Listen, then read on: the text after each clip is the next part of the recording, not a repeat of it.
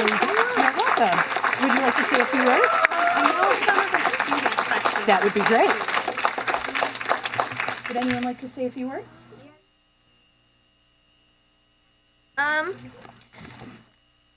Hi, my name is Jay Dessens, and the Pride community matters a lot to me.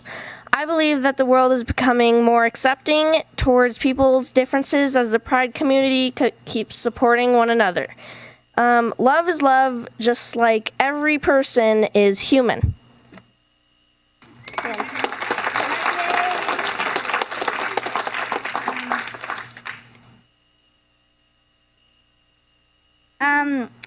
Hello, my name is Poppy from the Creekside Rainbow Club. In my opinion, the LGBTQ plus is an important topic to me and is an amazing way to express your attractive, romantic, etc.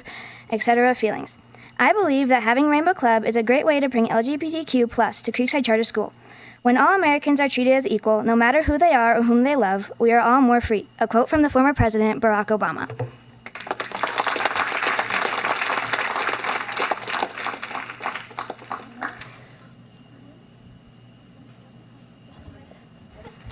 Before you guys go anywhere, if you wouldn't mind standing up here, and I would invite my fellow council members to come on down. We all kind of wore different colors, a rainbow of colors today to support this club as well as all the other groups in Truckee doing so many great things. So, Erica, if you don't mind taking a picture of all of us, thank you very much.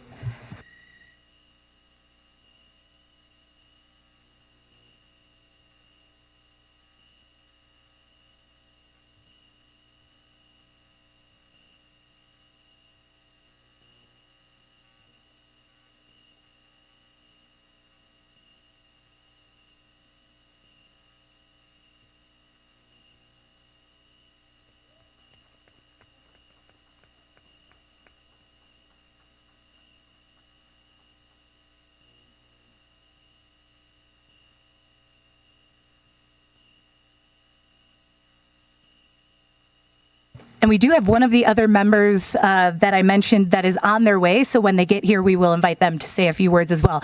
But thank you all so much for coming this evening and for all you're doing for our community.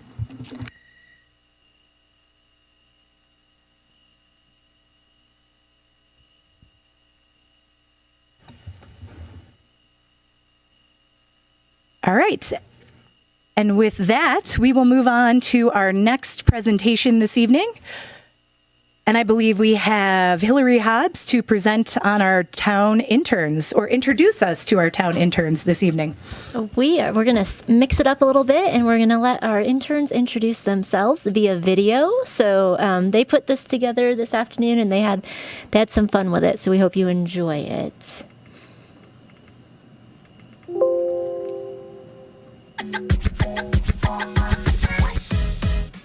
Hi, I'm Marlon Angeles, and I'm currently start over.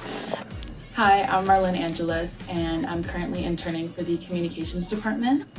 I've really been enjoying getting to meet new people and be involved in my community in a different way. It's great to see all the amazing things our town does for our community behind the scenes, and it's really awesome to be a part of the team that helps maintain that relationship with our town. Nice to, no. Got it. All right. Good evening, I'm David Tierman, a new intern with the town of Truckee with the Planning Department and Community Development. I am a graduate student at McGill University in Montreal, Quebec, earning a Master of Urban Planning, and come back to the town of Truckee to pursue an internship requirement of the program.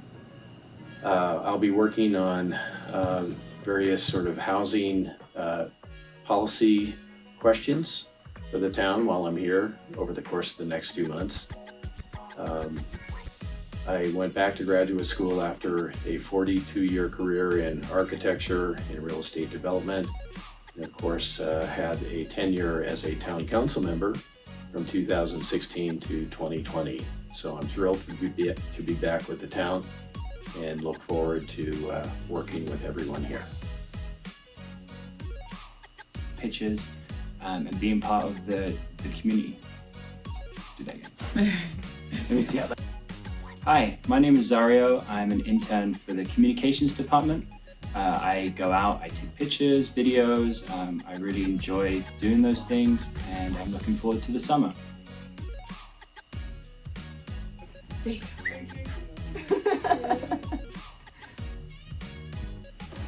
Hi, my name is Lucy. I'm a law and policy intern for Keep Truckee Green and the Truckee Town Attorney. I've been mostly working on local ordinances and legislative interpretation, and I'm really enjoying getting to know more about the ins and outs of local government. I'm really excited to just expand more on my learning when I head to law school in a few weeks, and I'm really grateful for all the learning experiences that I've had here so far.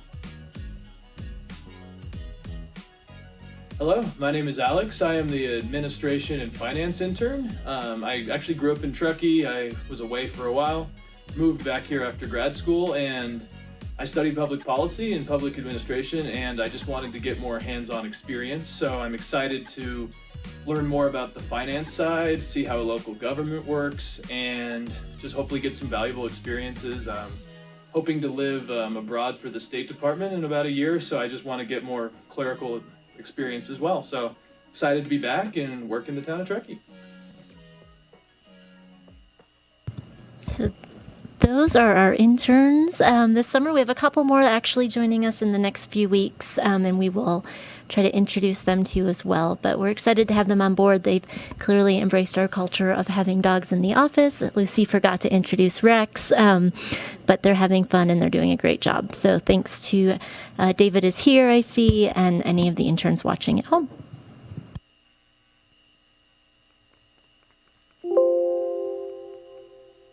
Welcome to all the interns, David. It's glad to see you again in here. And with that, I do understand we have another member from a fantastic Pride organization in Truckee. So I will welcome you on up to the podium. We're sorry you didn't make it here in time, but we'd love for you to share a few words about your organization and what it's doing for our community, and then we'll give you a giant round of applause too. So, and make sure you turn the button on the microphone to green. Hi, my name is Nubia Graninger, and we have created, we're trying to do a nonprofit, so I know Erica is helping me a little bit with that because it's a lot of logistics, but the name of the organization is called Rainbow Sierra Alliance, and right now is a Facebook group that hopefully will grow into something else, which is a nonprofit. What we want is just to help the community, the LGBTQAI plus community in town. We don't really have a lot of groups in town, and I actually know all the moms from the other group, which is really funny because we have been trying to do this for a while. We just want to make sure that we support our kids. I personally have an LGBTQ kiddo, and I just want her to feel love, and I think everybody wants to feel included and loved. And we're just doing this, and I do speak Spanish too, so I am reaching out to, the Latinx community in town that sometimes don't have the support, and sometimes they just don't have the resources because not a lot of people speak Spanish that can provide the support and resources for them. So yeah, it's very new, and we're just starting from scratch, and hopefully we'll get to have a nonprofit and a board of directors just to help our community and just start bringing all the inclusivity and all the love. Yeah. Thank you. And Nubia, don't go anywhere. Come on up here. Fellow council members, we're all going to go and take a picture with Nubia too. We're equal opportunity here, so if you don't mind standing right up here, thank you.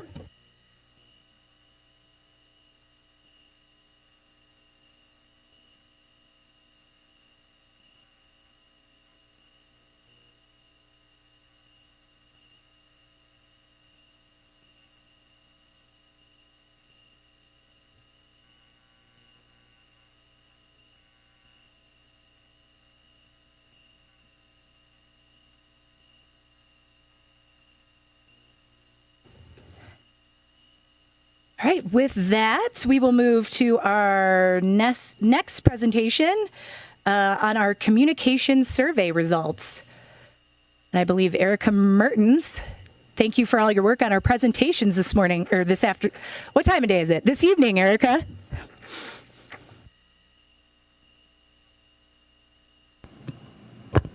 Thank you, Mayor. I'm the photographer and a staff member today, so bear with me one moment. All right, so I'm here to talk to you about our community communications survey results.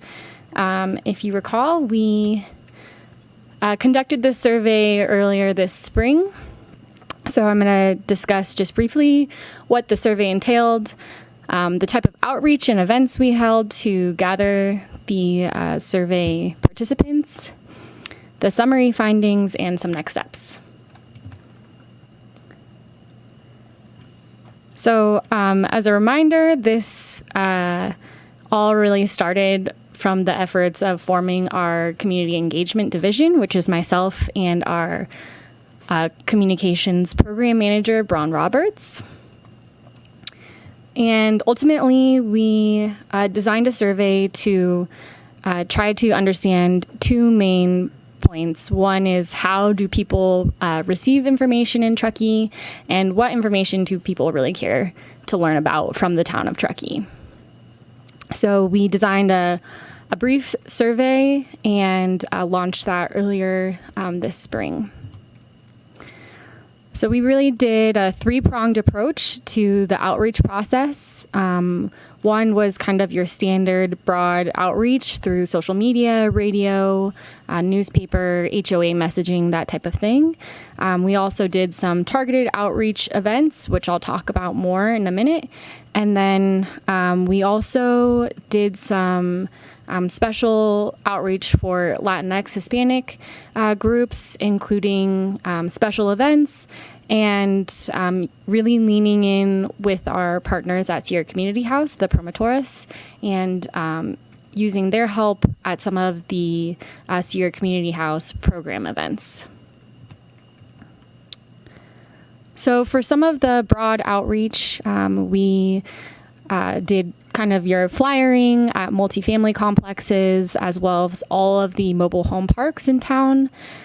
We piloted a new method to try to gather more participation by having a raffle for a $250 gift card.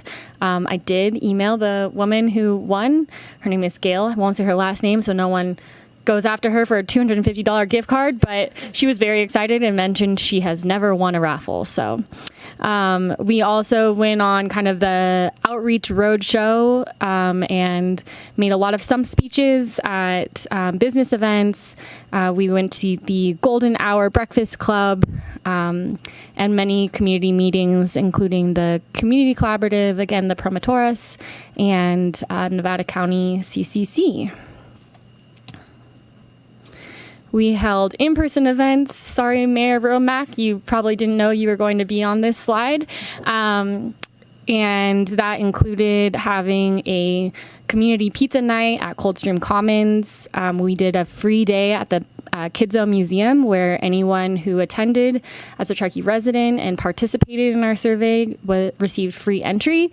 And then we also partnered with Sierra Community House and the Truckee Library to hold a really wonderful Dia de los Niños event, and that was back in April with over 150 attendants. So with some of these in-person events, we really did more hard copy surveys and more intercept style surveys.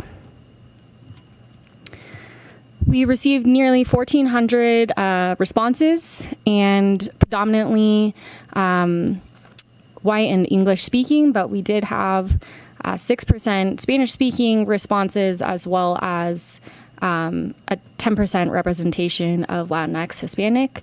I forgot to mention that we did have this survey both in English and Spanish, and of course it was online, as well as having paper surveys for all of those in-person events that I mentioned. The responses also were 76% full-time residents, and then we did have some non-residents and part-time residents as well. but the majority was full-time residents, and we had a wide representation of where people lived geographically, which covered all neighborhoods and our mobile home parks. So just diving back into the actual results now, again, we wanted to understand how do people gather their information from the town, and no surprises here, social media was the top. The Sierra Sun, the newspaper, and word of mouth were the top 3 ways that people were responded of getting their information. The English speakers largely favored Instagram, whereas our Spanish speakers were larger users of Facebook versus Instagram.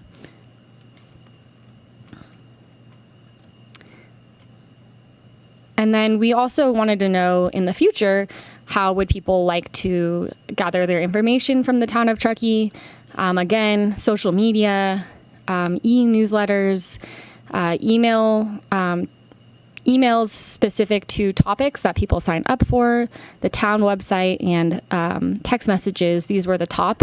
The social media being over 70%. We did say ask the question being, what are your top 3? So this is a representation of the highest modes of communication that people wanted to hear from. Our Spanish speakers differed slightly than the English respondents in that mail, postcards, and phone calls were also among the top 5. Of all of these modes of communication, these are all things that we are currently actively utilizing, the only one being text messages. That, again, was in the top 5 of ways that people wanted to gain information from the town, both for English and Spanish speakers, and something that we'll be looking into in terms of how we can efficiently utilize text messaging to provide information to our residents outside of our emergency communication, which we do utilize text messages for. And I'll touch on that in a bit. We also wanted to understand what topics do people really care about. You know, right now there's a lot of oversaturation, and what we did find is emergency operations and planning, planned or new developments, new roadways, and current construction. That was amongst the top. Also, something to note is that this survey was out again this winter, spring, which also coincided with the last phases of the general plan process. So possible that some of that may have influenced kind of the type of responses that we would see. Also core services, special events, and housing programs. So what are we going to do with this information? Well, for instance, understanding that people are very interested in special events helps us. While the town does not host many special events ourselves, it can help indicate the type of messaging that we can provide to our residents, say related to transit programs leading up to a special event, and really explaining the traffic impacts and things like that we do have control over that type of programming that is related to special events, because it's clear that people come to the town and want to gather this central information from one source. And then another note is that the Spanish speakers there was very similar topics in the top 5, but housing and transit were near the top. And I think there's also a correlation there with folks who live in the mobile home parks or multifamily complexes versus the single family homes. And then the last bit of information, I'm sorry, this graphic was cut off, but we asked in the survey whether people were signed up for Code Red, which is our emergency services texting. If you're not already signed up, I really encourage everyone to sign up.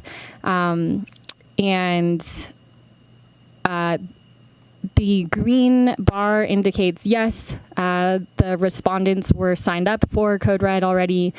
Yellow being no, they have not signed up, but they have heard of it. And orange, they never heard of Code Red before. So you can see this is the largest differentiation in our survey responses, where over 78% of our survey respondents in English, or English speakers rather, were signed up, which is great.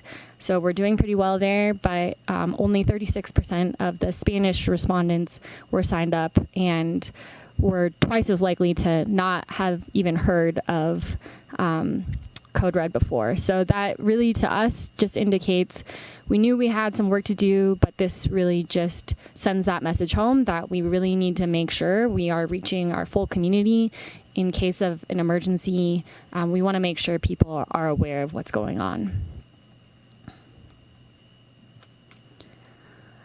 So what's next? We, like I said, are planning a lot for this upcoming summer in terms of doing public events for emergency preparedness.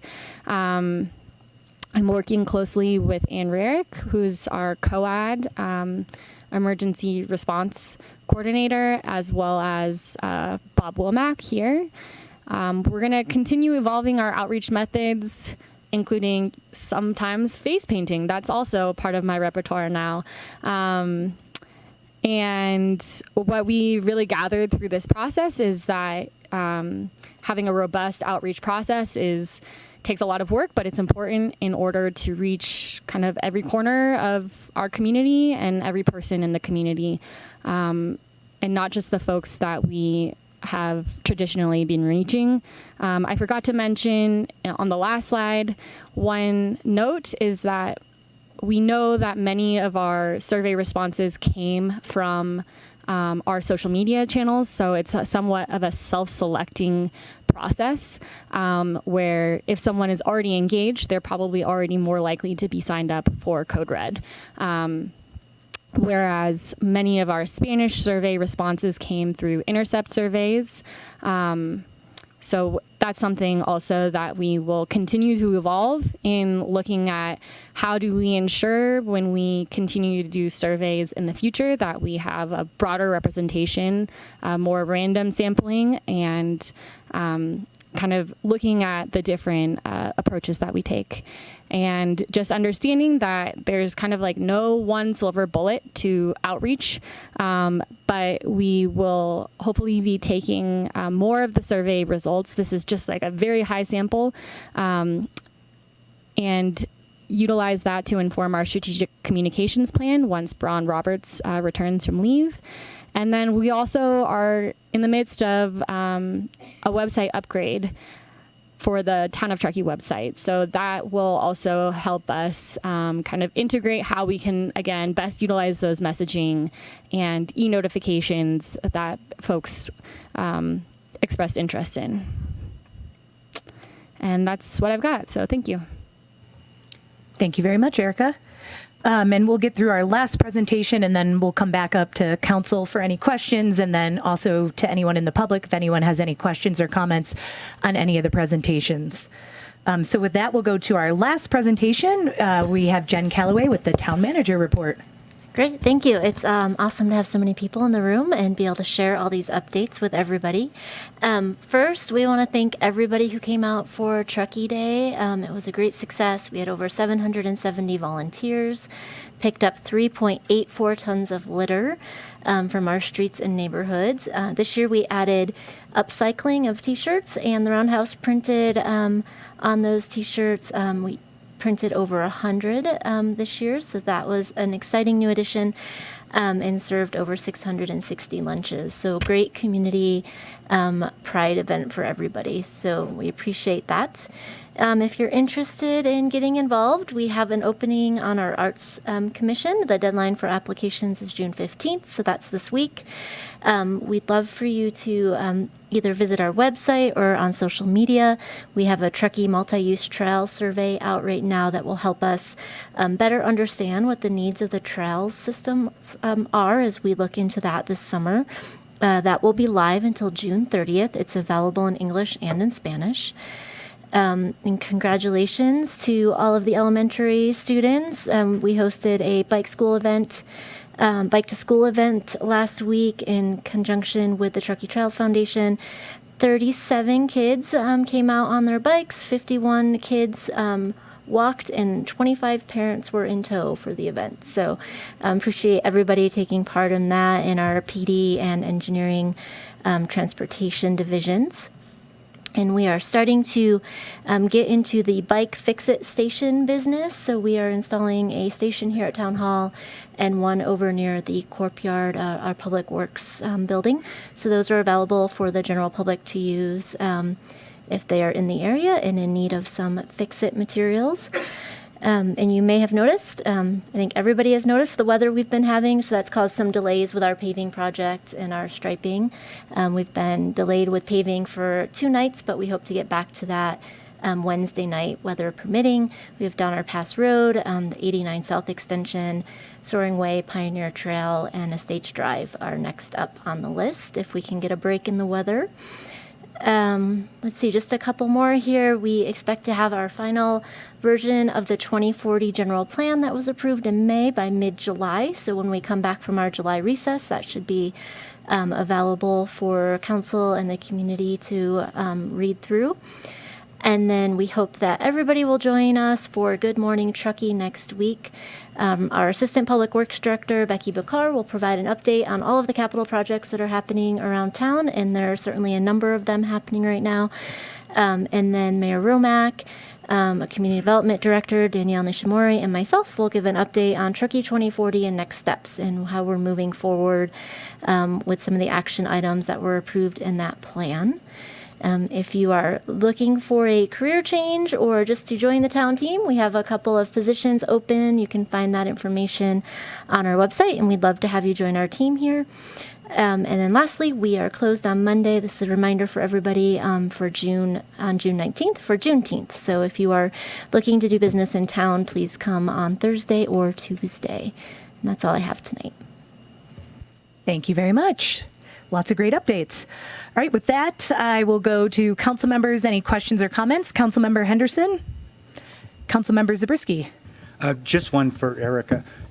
You're going to go back out, I guess, in the mobile home parks, or someone is, to try to increase the participation in Code Red. When you do that, could you also consider going to the Sierra Trailer Park, Old 40, and there's still a few mobile homeowners in Sunset Inn? Great. Thank you. That's all.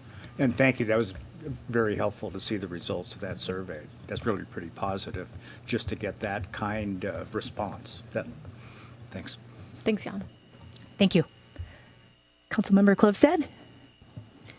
Yeah, I just want to thank Erica as well. It's very, very helpful understanding how people want to receive their messaging. And I think this is the first time we've really paused to try to gather that information, and I think it just opens up amazing opportunities for us to connect better with our community. So thank you so much for doing that. I thought that was very interesting, very worthwhile.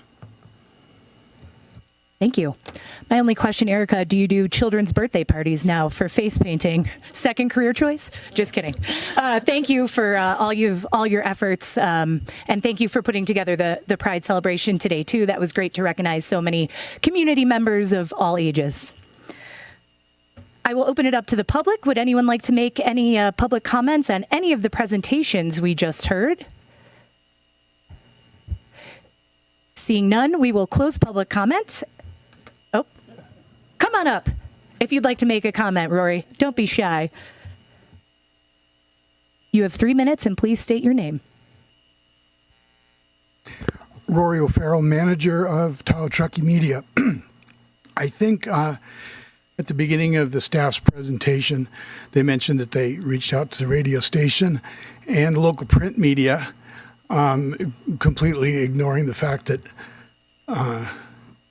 Tahoe Truckee Media is here for every meeting. On May the 9th, at the discussion of the 2040 general plan, there were 80 people in the room. There were more than 200 watching online, and more than 120 have watched it online since then, and it was 7 hours long. But as a really good illustration, tonight the radio station called while the staff was doing the report. They were having trouble seeing our signal. It attests the fact that both the radio station and the print media actually attend these meetings by watching it online and not in attendance. So I think there's a little bit of a flaw in this survey in that we spend more time than any other media outlet in town covering meetings here, at the airport board, the hospital board, and the school board, and perhaps need to be included in a survey like this the next time. I'd also will be back soon to talk about HR 3557 in Washington, because it's a grab by the cable industry to go around and change all the contracts, change contract law after the fact in America, that they could decide what they wanted to do about public access TV and the use of our right-of-ways. It's a real danger, and it could spell the end of 1,600 media centers like ours across the country. I'll have more information on that in the future. Thank you very much, Rory. Mayor Romack, if I might be able to make a comment. I just wanted to say thank you to Rory for bringing that up. We did also have included in our survey a question about how people, if they have interacted with town staff or attended meetings in any way, and one of the responses available was watching meetings online. So some people did say that, no, I've never attended in person, but I have watched online. So that it definitely was included in part, but it was evidently not within the top 5 ways that people digest their information. But not to say that it's not a critical piece of getting out town messaging. So thank you to Rory and everyone that's doing that hard work. Thank you very much, Rory. Something for us to keep in mind. All right, any other public comments on our presentation items for this evening? Seeing none, we will close public comment. And with that, we will move on to our consent calendar. We have, I believe, 10 items on our consent calendar this evening. I'll run through them. Item 6.1, minutes of the May 9th regular and closed session and May 11th workshop, May 18th closed session, and May 23rd regular session. Those all from May of 2023. Item 6.2, approval of Truckee Home Access Program Administration Contract Amendment with Housing, Inc. Item 6.3, on-call materials testing and related consulting services for 2023. Item 6.4, placemate contract renewal for lease to locals program administration. Item 6.5, authorize the settlement and payment release of damage claim. Item 6.6, approval of Road Repair and Accountability Act local streets and roads funding for the Rail Yard Mobility Hub project and West River Streetscapes Improvement Project. Item 6.6, California Air Resources Board Innovative Clean Transit Zero Emission Bus Rollout Plan approval and adoption of Resolution 2023-34. Item 6.8, adoption of resolutions levying special taxes for Town of Truckee community facility districts and landscaping and lighting districts. Item 6.9, adopt a side letter with Mid-Management Employees Group and Wage Matrix for fiscal year 23-24. And finally, item 6.10, Truckee Police Department Policy 709 to comply with state legislation under Assembly Bill 481. With that, I will ask if any of my council members would like to pull any items from consent. I don't want to pull it. Can I just make one comment for the public benefit? On the, oh gosh, what is this one called? The Innovative Clean Transit Zero Emission Bus Rollout Plan.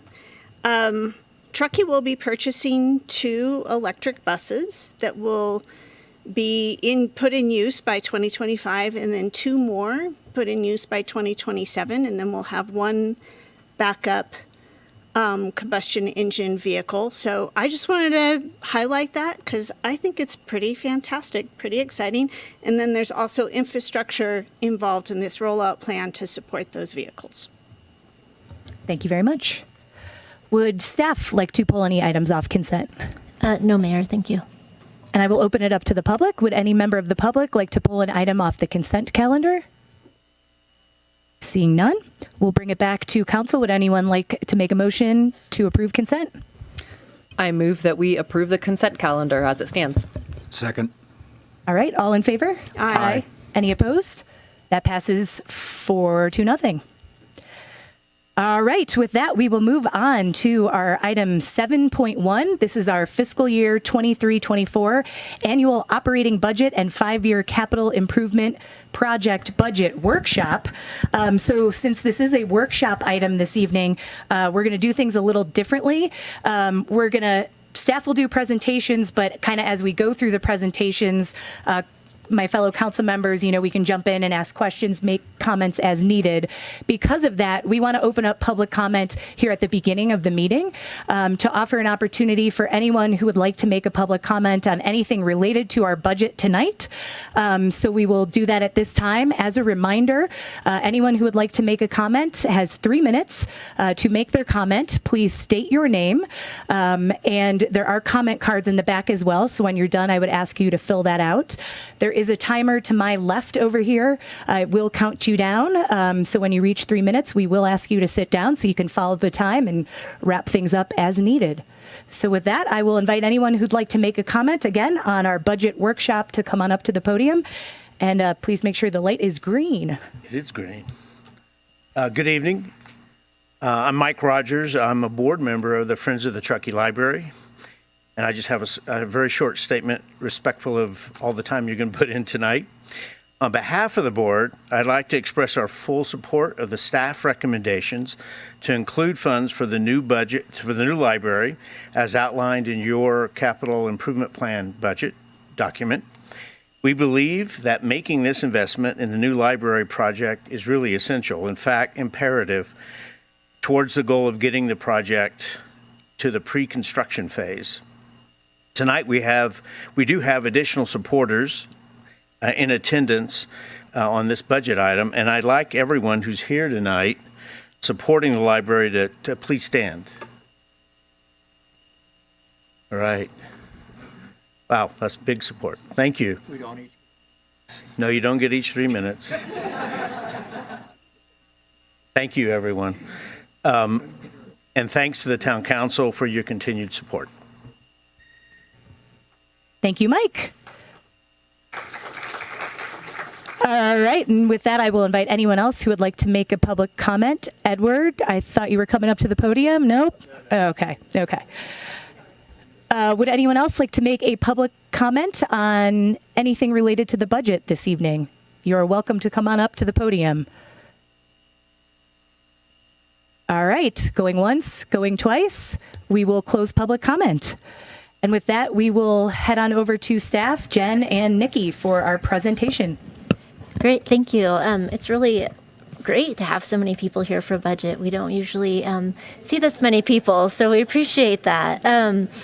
So as you all know, this has been a little bit more of a condensed timeline this year with budget. When we extended some of the general plan conversations, it's kind of pushed this discussion out. So we're a little bit later in the year than we would normally be having this workshop.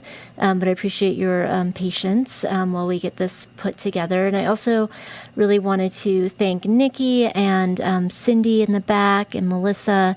They really had to jump in when we were doing more of the general plan meetings and finish up the budget and spend a lot more time than originally anticipated. And Cindy had probably started 2 weeks before we gave her the capital spreadsheets, and these are very complex spreadsheets, but she maneuvered through them like a pro, so thank you, Cindy. We appreciate that.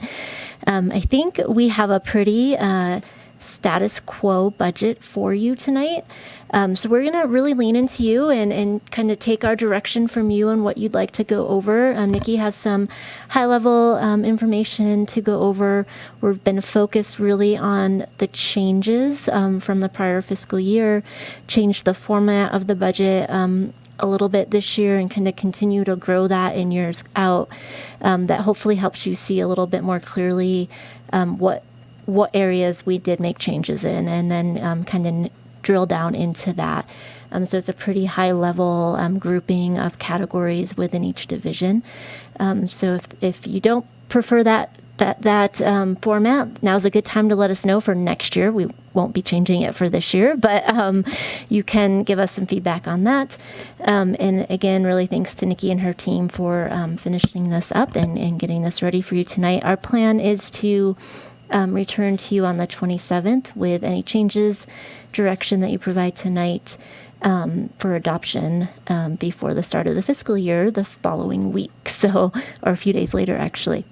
So with that, I'll pass it over to Nikki. So just to give you an idea of the format, please jump in at any point in any slide. I'll try and take a pause in between slides so that you have time to ask any questions, because when we're on that slide, that's when we're talking about that topic.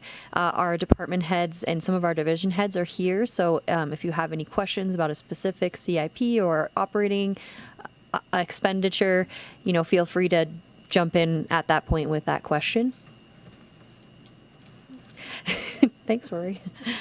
I just want to thank my staff again. We've been in a very tumultuous period for the past 2 years. We had a wave of retirements. We thought we had rehired our team, and then the commute from Reno led to another wave of complete turnover. We're very excited for the staff that we have brought on, and we're excited for the energy that they're going to bring to the budgeting process. We sent our senior accountant back there through the I can't remember if it was one of the accounting finance groups put on like a budget class, and she got to go through that, and she came back with like a million ideas. So I'm really excited over the next couple of years to see how we can, improve the budget and improve our transparency with the budget. So I just want to thank them again for all their energy and support, because it has been a very challenging budget cycle for us. So just to go over our agenda, I have some budget basics. It's kind of up to you guys. I know you all have been through the budget process, but I did want to throw them out there. If you're like, nope, we don't need it, then we can skip through that part. I have some revenue trends for you. Staffing. There are a few items mentioned at the April 25th CIP review meeting that we wanted to show you how we've addressed them.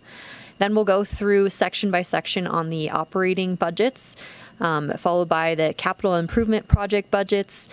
Then we'll end with looking at designations, and we do have a thought for council on an ongoing sustainability designation that's not currently included there, but the premise for it we have outlined, and we'll present that to you guys. And then we also wanted to go over the fleet replacements.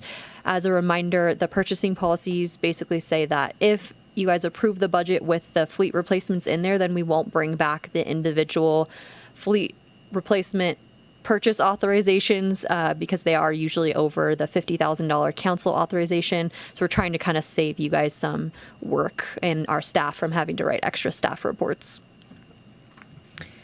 All right, so budget basics. I would say, can you do it quick? Yes. Since we do have quite a few members of the public in the audience and watching on TV and online, maybe just quick so that way we all start kind of from the same place. Yeah, absolutely. Just to reiterate, I've been doing the budget now for 8 years, and I've never had more than one person from the public. So this is quite a crowd for me. So again, the Truckee budget is going through a multi-year facelift. This year, we dropped a lot of the individual line items. Every single division had, a line item description for general supplies, and we tried to drop them in favor of focusing on results and really what each division is accomplishing. So kind of what your investment is getting you in each of these operating divisions. That dropped about 100 pages of descriptions, but I really think that this helped kind of bring out more of, all the good that Truckee is doing in a not so consolidated, but into one place. So I hope council is excited as we are about this change. Next year, we're going to start work on a budget software selection and implementation process, and we're really hoping that will help bring more transparency. We're really hoping to go to a more online format instead of a book format. That would be more dynamic and easily searchable for our members of the public. Right now, our entire budget is done in like 13 interlinked Excel sheets, and it is quite the scary process because if one thing breaks, the whole thing goes down. So we're very excited to have the opportunity to look at an actual software product. What is the budget? It's an estimation of our revenue and planned expenses over the next fiscal year and includes 4-year projection to ensure sustainability of our current plan over the 5-year horizon. We definitely don't want to embark on something that we aren't going to be able to sustain into the future. We don't want to hire staff with the promise of ongoing employment if we can't pay for them on an ongoing basis. So we really try and look at that longer term horizon whenever we're making these decisions. Our budget philosophy in the town is only spend what you need. We have a very anti-use it or lose it mentality, which plagues a lot of government budgets. And what that means is if they don't spend it, then the council isn't going to reapprove it the next year. So that we have found over the town's long history that this philosophy has really helped encourage our staff to only spend when they have a business necessity to do so. And then the savings from the that they didn't spend becomes one-time money, which we can use for CIP fundings, contingencies, or other designations. Our budget policies, so our operating budget is prepared to fund current year expenditures with current year revenues. What that kind of means is we're not looking to fund an ongoing expense like maybe a new staff person with a one-time revenue source, because that's not going to be sustainable into the future. And our surplus and savings balances can be used to increase reserves, fund capital improvement projects, or to stabilize services, fund capital outlay in the near term. So like if, we had one bad year in building, we could use some of our surplus to fund that, but not on an ongoing basis. And our purchasing policies are designed in such a way that we try to, our services, we try and make them, deliver them in the most cost-effective manner possible. So we're always looking for cost savings and ways we might improve efficiency, and there's notes about that throughout the budget. That was the Budget 101, so very short. In our revenue trends, this is just a look at our estimated actual general fund revenue. The general fund is the town's main operating fund, and almost all of our operating divisions are funded out of the general fund. As we can see, the largest source of our revenue is property tax at about $15 million. That accounts for about 40% of our revenues. And a second largest source is our sales and use tax. That is only the Bradley Burns. It does not include the Measure R or Measure V taxes, which are special, have been allocated to a separate fund and can only be used for the specific purpose for which they were voted on by the taxpayers. And our third largest source of revenue is transient occupancy tax. We're estimating about $6 million this year. If we include Measure K in the transient occupancy tax, which we account for in a separate fund, then transient occupancy tax actually becomes our second largest source of revenue. So it's getting up there. It's really actually very, it's good for the town that our largest source of revenue is property tax, because it is a very stable source of revenue. With sales and use tax and transient occupancy tax, we see a lot of fluctuation in those year on year because they are dependent on weather. If we have a bad fire season, then less people are coming up here. So it provides a lot of stability in town operations year on year, that our largest source of revenue is that property tax because it's so stable. And then we do get revenues from other sources, including gas tax. There are some intergovernmental grants and other funds. We do get franchise tax from a couple of our utility providers, and then also about $2 million in charges for services. In terms of revenue trends, for property tax, we're estimating a 2% increase from the fiscal year 2022-23 estimated actual. So that was over. We got more in property tax this year than we actually were projecting, but the county is leaning. They think that we're slowing down now after the COVID boom.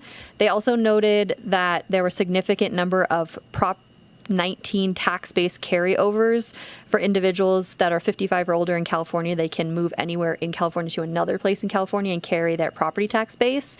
And the county noted that we have a significant number in Truckee than anywhere else in the county. They're hesitant to give us any concrete details before they release their actual assessed value information in July, but they did give us that little sneak peek. So we tried to be very conservative with our property tax estimate. And then sales tax, we use a consultant, Hinderlitter, Delamis and Associates, and they have seen a great deal of slowing in the markets across the state. They also saw a lot of slowing in online sales, which feeds our pool sales tax allocation, which is a big portion of our sales tax right now. And there was recently a decision by the California Tax and Fee Administration. Previously, the pool was mostly allocated. A big push for online sales was where the goods were delivered, and they reversed some of that decision in that if the warehouse is located in California, then the sales tax can go to the jurisdiction where the warehouse is located. So that did change some of our pool allocations, and we're kind of seeing those impacts. The League of California Cities, just a side note there, actually have a group that's working on sales tax. They are hesitant to come out with a specific decision or supporting one way or the other because that would create winners and losers in different cities. But their group is mostly focused on what is the right way and what way do cities across the state want to see. Just hoping to maybe get some consensus that they could bring to the legislative to kind of make some action on that, because it's kind of swung back and forth a little bit.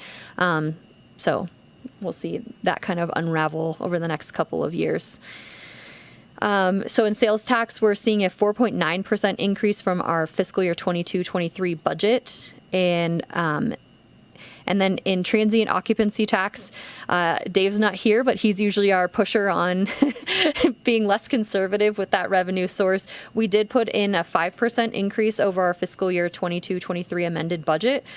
So we're expecting $6 million this year, and we're putting in 5.25. Again, that source is very volatile because if we have no snow, or we have too much snow and no one can get here, or it's like a really bad fire season, that can really impact our collections. And so we'd rather budget at a place that we're very, very confident in. We have an amazing statistician on our transient occupancy team who kind of does a very in-depth analysis, and she gives us the regression. I don't even know. It's completely beyond me, but she's a genius and we feel very confident in her numbers. Any questions on revenues? We're still projecting pretty, we feel pretty confident that we're going to have a pretty good revenue year, despite the trends that show that the market's kind of leveling off a little bit.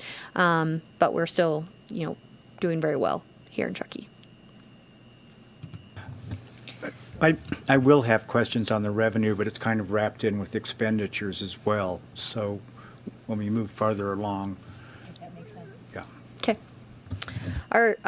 So on to staffing. we do have 2 proposed staffing additions. The first is to add 2 facilities maintenance workers.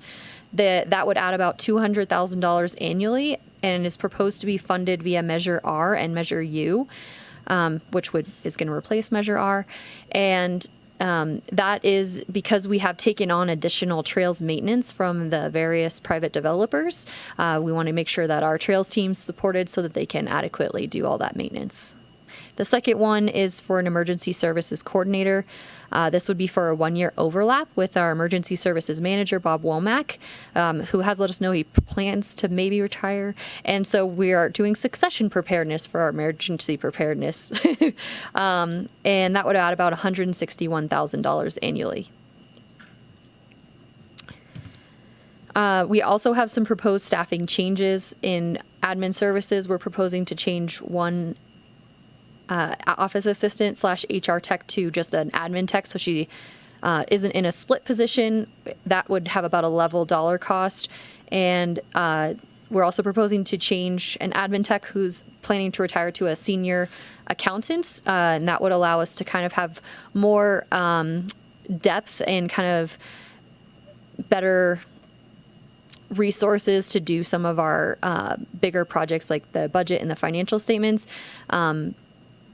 They've just really grown over the recent couple of years, and it's not really feasible to have just one person working on those to get it done within the time frame that we're looking at.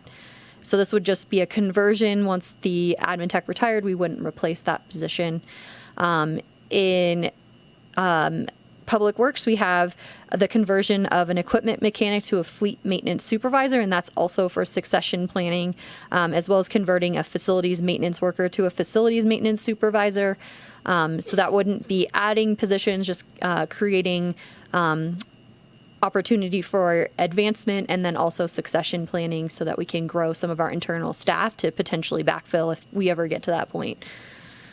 And there's also in the planning department request to convert a senior planner to a principal planner to work on housing, and that would be semi-funded via Measure K. We've struggled to recruit for the senior planner position, and the company that we use to do a lot of recruiting on our more difficult positions said that they have had more success at that slightly higher level. So we're hoping to look at that position from a slightly different lens. We did want to ask council if, obviously we can get to the end, but we did want to ask council for permission to start flying for these positions now so that when the budget is approved, we can be closer to potentially filling them and hit the ground running. So if we want to come back to that, we can. I got one question about CalPERS costs, so I kind of wanted to briefly go over that. CalPERS is the California Public Employees Retirement System, and it is funded from 3 sources: the normal cost, which is basically employee contributions. Then there's the unfunded actuarial liability, and then investment earnings. The town does prepay for the unfunded actuarial liability, which results in a 3% discount, or about $38,000 for the town. So that's no chump change. It's not huge, but pretty good. This is just kind of a look at our rates for fiscal year 23-24. And this is a percentage of payroll. So for each dollar that our Tier 1 police officers are paid, we pay 29 cents to CalPERS, and the employee pays 9 cents. So they are significant costs. Just a note on what these terms mean. The normal cost is driven by 2 processes. The first is the asset liability management process that was just completed in July of 2022 and included a look at the discount rate. Essentially, the CalPERS board reviews all the potential investment portfolios they could kind of put their money in, and to, garner returns and potentially reduce the cost that the member agencies have to pay. And so that process, they did complete that process in 2022. The second half of that, of the normal cost, is driven by the experience study, which they completed in 2021. So that looks at life expectancy, years retired, the average pay increase, the cost of living increases in the market. We have seen pretty hefty increases in the rates over the past couple years because they've been doing these studies. So we're hoping that there will be kind of a leveling off of the normal cost rate, especially for our Tier 3 or PEPRA employees. They have to pay for about half of their about half of the normal cost. So when there are big increases, that impacts their benefit package and their take-home pay. So the more level and stable it is, the better it is for our employees and for the town, because we can project our costs a lot better. The unfunded actuarial liability. So if there's a variance from the expected market results, so they say we expect we're going to get 6% from the market every year. They rarely hit that target. They're usually way overdo it or way underdo it. And that feeds into the town's UAL, which has to be paid by the employer. And we did have very favorable returns in fiscal year 2021, which led, it takes them a while to do their analysis. So that actually feeds into our rates for fiscal year 23-24, very large time lag there. So we actually had very small increases and decreases in some cases for the UAL for fiscal year 23-24, but that was followed by a very bad year in fiscal year 21-22. So we do expect that we'll have large increases in the UAL. Our budget does include very conservative, that means high estimates for CalPERS costs. We do estimate that out by employee because we do have 6 different tiers. So we try and get as accurate as possible on those costs. On the wage and benefit side, based on our revenue projections, we are going to be in this, I said 6%, it's actually the 5% pay for performance pool, which means employees can get up to a 6% depending on performance. We also had negotiated for some coal and market equity adjustments that were rolled into negotiations, which were wrapped up in this last January. We also budgeted to include up to a 10% increase in health, dental, vision, and that's also in their MOU. They get up to the actual increase. So if the increase is only 5%, then they would only get a 5% increase. But we budget conservatively to make sure we have enough. Questions? On these projected percentage increases, there's a table near the end of the appendices that projects revenues and expenses.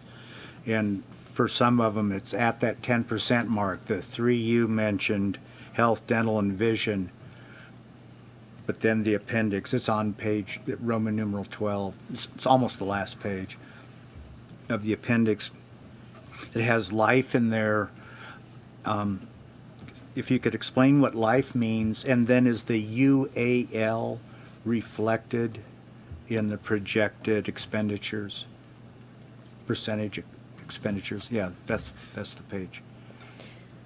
Life is life insurance, so the town covers up to $50,000, the first $50,000 for employees, and we just were projecting that there might be some increases in the market. That's just been a general market trend. We haven't seen increases in the past couple of years, but the general life insurance market has seen increases, so we tried to be conservative on that. It's a very minimal expense. It's like 0.89% of the first $50,000, or it's like $12 per pay period or something like that.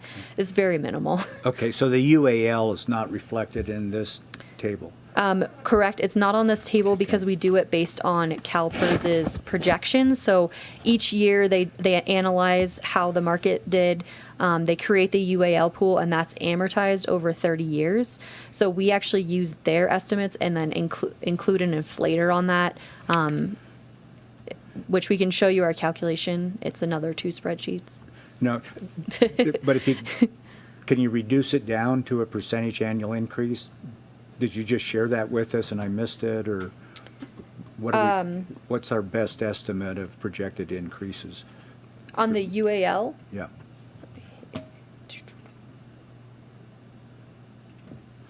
So from fiscal year 22 to 23, we saw an increase for our safety pool, so that's our sworn police officers.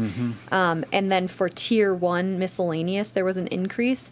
And we actually saw a decrease in our tier 2 and tier 3 miscellaneous because of that very large, but we got really good investment returns. I don't have it on here. Obviously, they haven't put out their reports for the next year. And so we don't know what they're estimating for our UAL increases for fiscal year 24, 25. Sorry, you get kind of deep in the number of years you're talking about. So I don't know what that will be. We know that the market had very bad returns, so we put in a very conservative estimate in the out years. But I don't know what that is off it varied by pool, like by pool, because the tier 1 pools are much older, and so there are more people that they are estimating than our tier 3 and pepper pools. So it varies by which formula they're in. But we can certainly add more information to the appendix if you'd like that.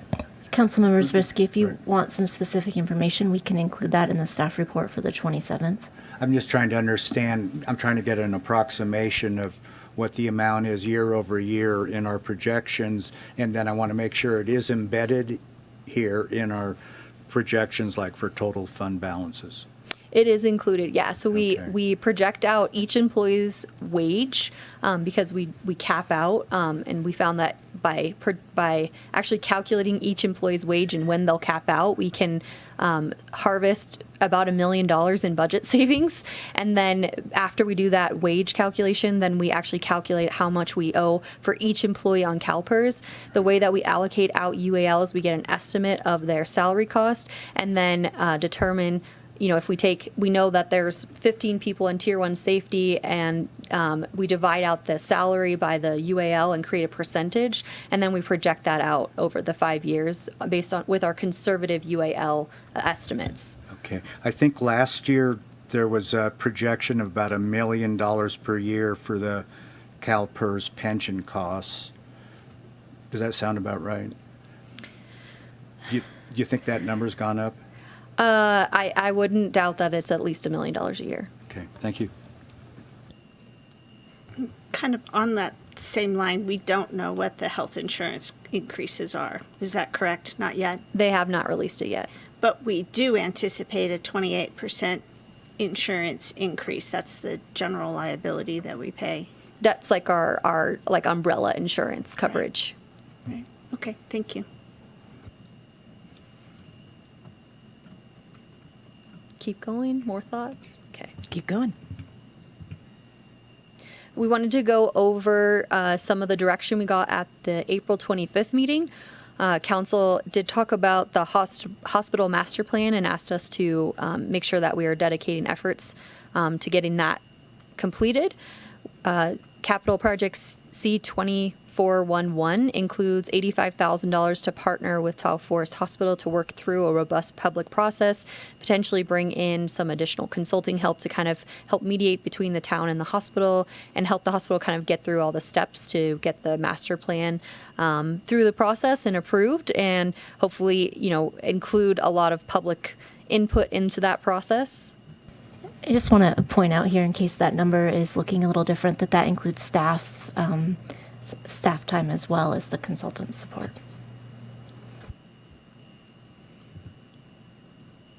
We have added a project for 4th of July mitigation. That's C2303, and that has $25,000 funded via the special event permit that the TDRPD is going to have to pay as part of their fireworks.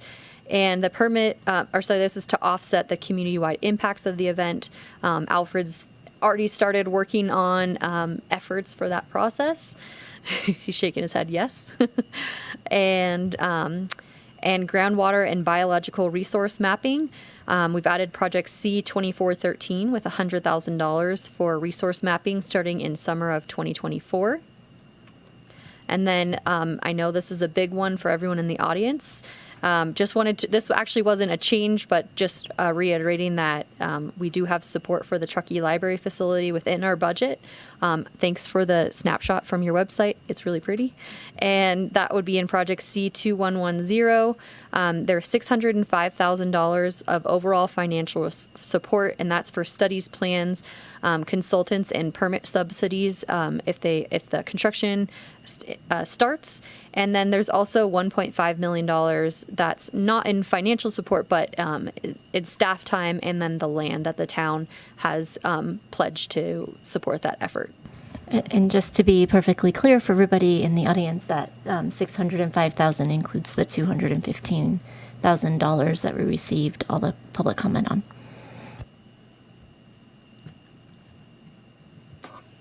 So those were the changes from the April 25th meeting that we had noted. And then we were going to jump into our detailed operating budget review. Unless there was any. You want us to hold comments, right? You only want questions right now? I just want to confirm with the format we're doing tonight. I would say we should, yes, my mic's on. Go ahead and make comments and questions so that way we're not going back through a bunch of stuff at the end. So if you've got comments, I would say go for it now. Okay, thank you. So this was just a few, especially, well, on the revenue and expenditure side. I mean, we always look out like that 5-year horizon, but we often talk about, the longer term horizon, right? And like what our general, fund looks like. And I just, if any big risks that you're seeing on kind of that longer term horizon without having to go into, obviously the detailed review of all of the budgets, I might be asking this too early. I think CalPERS is always a concern for us, and then also keeping our benefit pack. I'm also work in HR, so obviously I see those as a big part of our risk because our staff is the biggest operating cost that we have, and so we want to make sure that we're investing well in that. So definitely the rising benefit costs.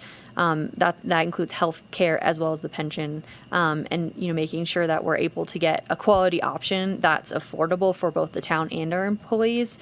So we're constantly working on that and trying to understand what is available in the market.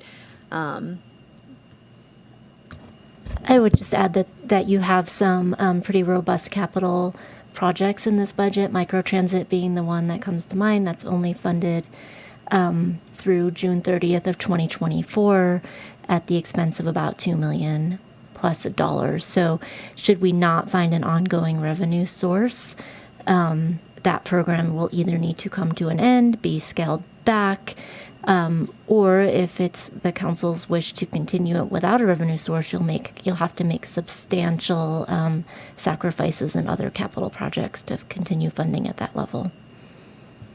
And then there's always legislative action that Hillary has started investing in more for the town. There are some concerning bills that, if passed, would create operating challenges for the town, primarily in our tax revenues and how those are adopted, and then construction costs are constantly going up. So while we try and estimate out our best guess, but just making sure that we, are planning for those increases, and it's hard to know exactly how much they're going to go. I really have to thank your predecessors and my predecessors, because they spent a lot of time thinking about how do we make sure that we're saving enough for the future. Thanks, Joan, back there, and David. So we have a lot of kind of mitigating efforts in our budget. We have a fleet replacement fund. So every year we save a little bit to cover the eventual replacement cost of our fleet equipment. Brett's team recently did a second look, or a review of our fleet program to make sure that we're saving enough every year based on how much the cost of vehicles is rising. So we'll probably have to look at that again soon. And, we also have a very robust contingency, and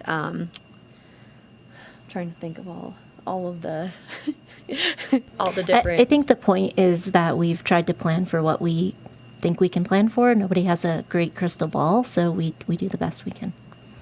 Right. The knowns and trying to make our best guesses around the known unknowns, if you will. Okay. So one more question. So our Tahoe Forest CIP, which I'm obviously I've been supportive of all along.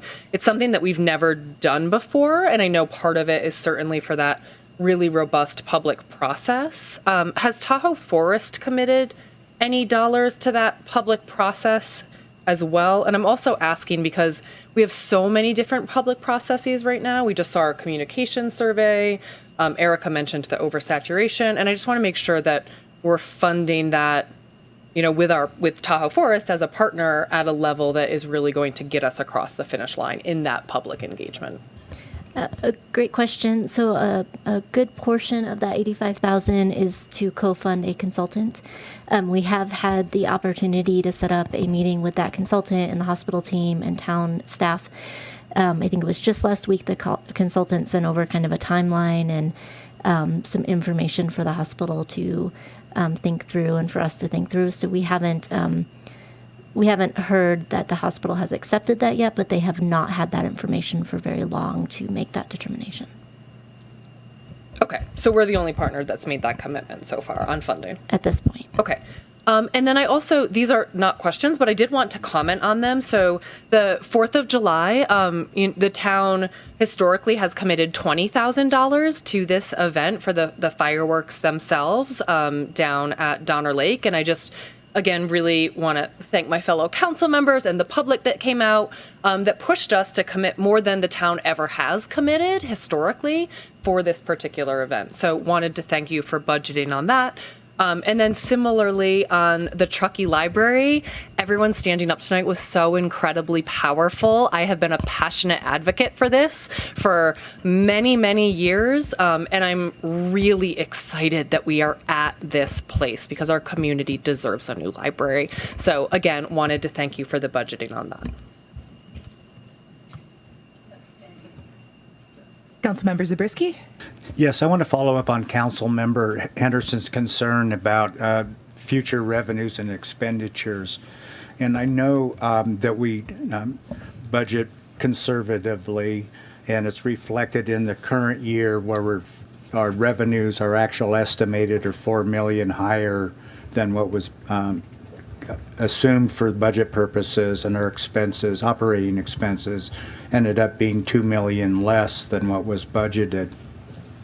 Along those lines, I have two comments. One is I would like to give some thought to our actually trying to provide a best estimate and then provide a contingency coupled with assumptions so the council has a better sense itself of how much weight to give to the different assumptions. And then my second comment is... Councilmember Zabriskie? Mm-hmm. I'm a little Yeah. confused, and I feel like I'm seeing confused faces Okay. from staff, so maybe clarify a little more what you're looking for, so that way we can all understand. Sorry, you're more in the weeds than I am, so Okay. I appreciate it. So our revenues for the current fiscal year have ended up being estimated being $4 million higher than what we assumed for purposes of the budget. And our operating expenses ended up being $2 million less than what we budgeted. And I understand that to be partly a reflection, not of just unforeseen circumstances. It also reflects our conservative approach. I think it might be helpful, I'd like to have the council and staff consider collectively actually trying to do a best estimate on what we think revenues will be and a best estimate of how much we think we're going to spend, and then also include essentially a contingency figure like we do for capital improvement projects, reflecting the need to take into account things may be worse than we projected. So I'd like to give some thought to that. Tied in with that is having the council know what assumptions are actually being made. which staff has tended to be more explicit about in prior years. We've seen assumptions being explicitly provided. They're normally provided in the manager's letter, and I guess the letter's going to come out later. But that would be helpful, so the council actually sees what assumptions are being made, so we can share in the thought process that goes into approving a budget. Because one of the things we see over the long term, again coming back to Council Member Henderson, she asked about the future, and we look at the unfunded balance, and it shows for the estimated actuals this year we're at 29 million, and when we get out to 2027, 28, we're down to 5 million, which I think is essentially the traditional floor for the town. We want to have 5 million in unrestricted funds, just as a matter of a conservative practice. Yeah. So I think that makes me a little anxious about our future. And I think Councilmember Henderson and probably the other council members are concerned because we've really been enjoying some good times, and we can see that changing. So we are giving our absolute best guess on revenues. We use consultants to help us build those estimates whenever possible. Property tax is very hard for us to estimate because the county doesn't provide us any data until July. So we're basically guessing. We do ask not guessing, but we are kind of, guessing. We do consult with the Nevada County CFO, hoping that he might have some insider knowledge that he can help us kind of develop our estimate. The other issue is that the county is about 18 months behind on getting all of the sales and revalues in there. So we're trying to figure out, do we keep having really high increases with the turnover? Are they catching up? So we're trying to keep in communication with them and understand kind of where they're at in that process. So that's a really challenging. Kim Zurich, my predecessor, will tell you that when she got here, she had moved from Nevada, where she did government finance over there, and they just tell you what it's going to be in February when you're trying to do your budget. And she couldn't believe that we don't get actual numbers. So, that one's just a challenge for us. So we're kind of playing in the dark. Obviously, our consultants, for sales tax, they're looking at like a much bigger market than just Truckee. They definitely find it's a little more challenging to estimate sales tax here because we kind of do a little, they were unexpected for them in terms of how things kind of turn out. Like they'll be seeing that like restaurants aren't doing very well anywhere else in the state. For some reason, we're doing really well in restaurants, so they are looking at a much larger macro scale when they're pulling those estimates. So we're giving the very best calculations that we have in terms of revenues. And then on the expense side, we can definitely include more robust details of how we developed our projections. You saw that in the appendix that shows how we increased on each different type of expense. And then, there is actually a narrative on how we calculate out the personnel costs. And we can include more if you feel like we could include more. Okay, maybe I misunderstand when you say you do things conservatively. I may be in error, assuming when you say you do conservative projections that you're changing the numbers you get from your experts in order to take a conservative side on a range of possibilities. So for CalPERS, they actually do give us different scenarios. So they'll say like, if the market does this, then the rates will be this. If the market does this, then we'll do this. We always take their worst case market projections for CalPERS because we want to make sure that we're covered in the in the worst case, basically. Okay. Maybe I can. And Nikki, I think Yes, go ahead. Okay, I think that helps. There's a little bit of echo if both of us are on. Maybe simplify. I would say what you're seeing here is our best estimates of what's going to happen. We're not changing consultant numbers. We're not adjusting what the sales tax consultant provides us or guesstimating from the county. I will say the county does operate a little bit differently here. There are some counties in the states that give you estimates earlier, so we go off the best information we have.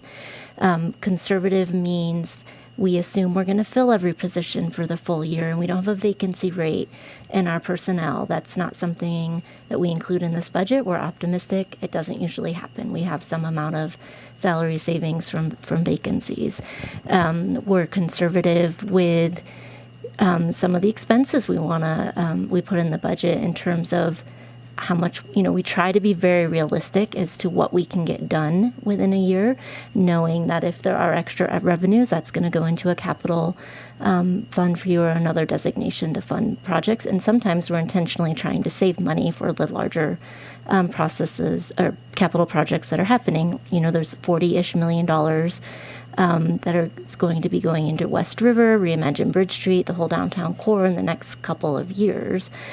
So we do try to be conservative intentionally to make sure that we have enough revenue to cover our expenses and also can fund the capital needs. Okay, I should have started off by also saying I really think this draft budget is a vast improvement in terms of its presentation over prior years. I do appreciate the change. What is missing for me, though, are the kinds of assumptions you're talking about, which will help me better appreciate in how we're being conservative. We can add that into the. We can add that into the manager's letter when that comes out with the next budget. This is typically the presentation you would have gotten in April, which is a little higher level. So, Councilmember Klofstad? I do have just a couple of general things. Thank you for that questioning. And I'll just add in that kudos to the entire staff. I think $2 million of unexpended budget means you really do live by that rule of don't spend it unless you need to. So congratulations. That really shows the dedication there. The $4 million of unexpected or unplanned revenue, I also understand why that happens. That's the cycle we're in a very positive climate, economic climate, and it hasn't always been that way. So I'm comfortable with those things. I just want to share with my fellow council members. I also want to share that spoiler alert, I think it's going to pass, but I'm supportive of the hospital funding too.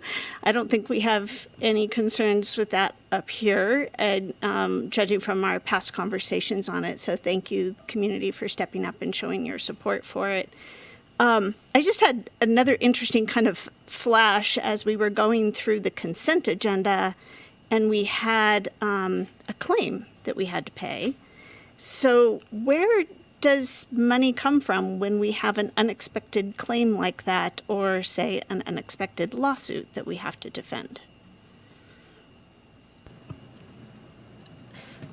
Some budgets where they experience more frequent claim activity, such as the snow removal budget, does include a small amount to cover damages that might occur as part of a claim.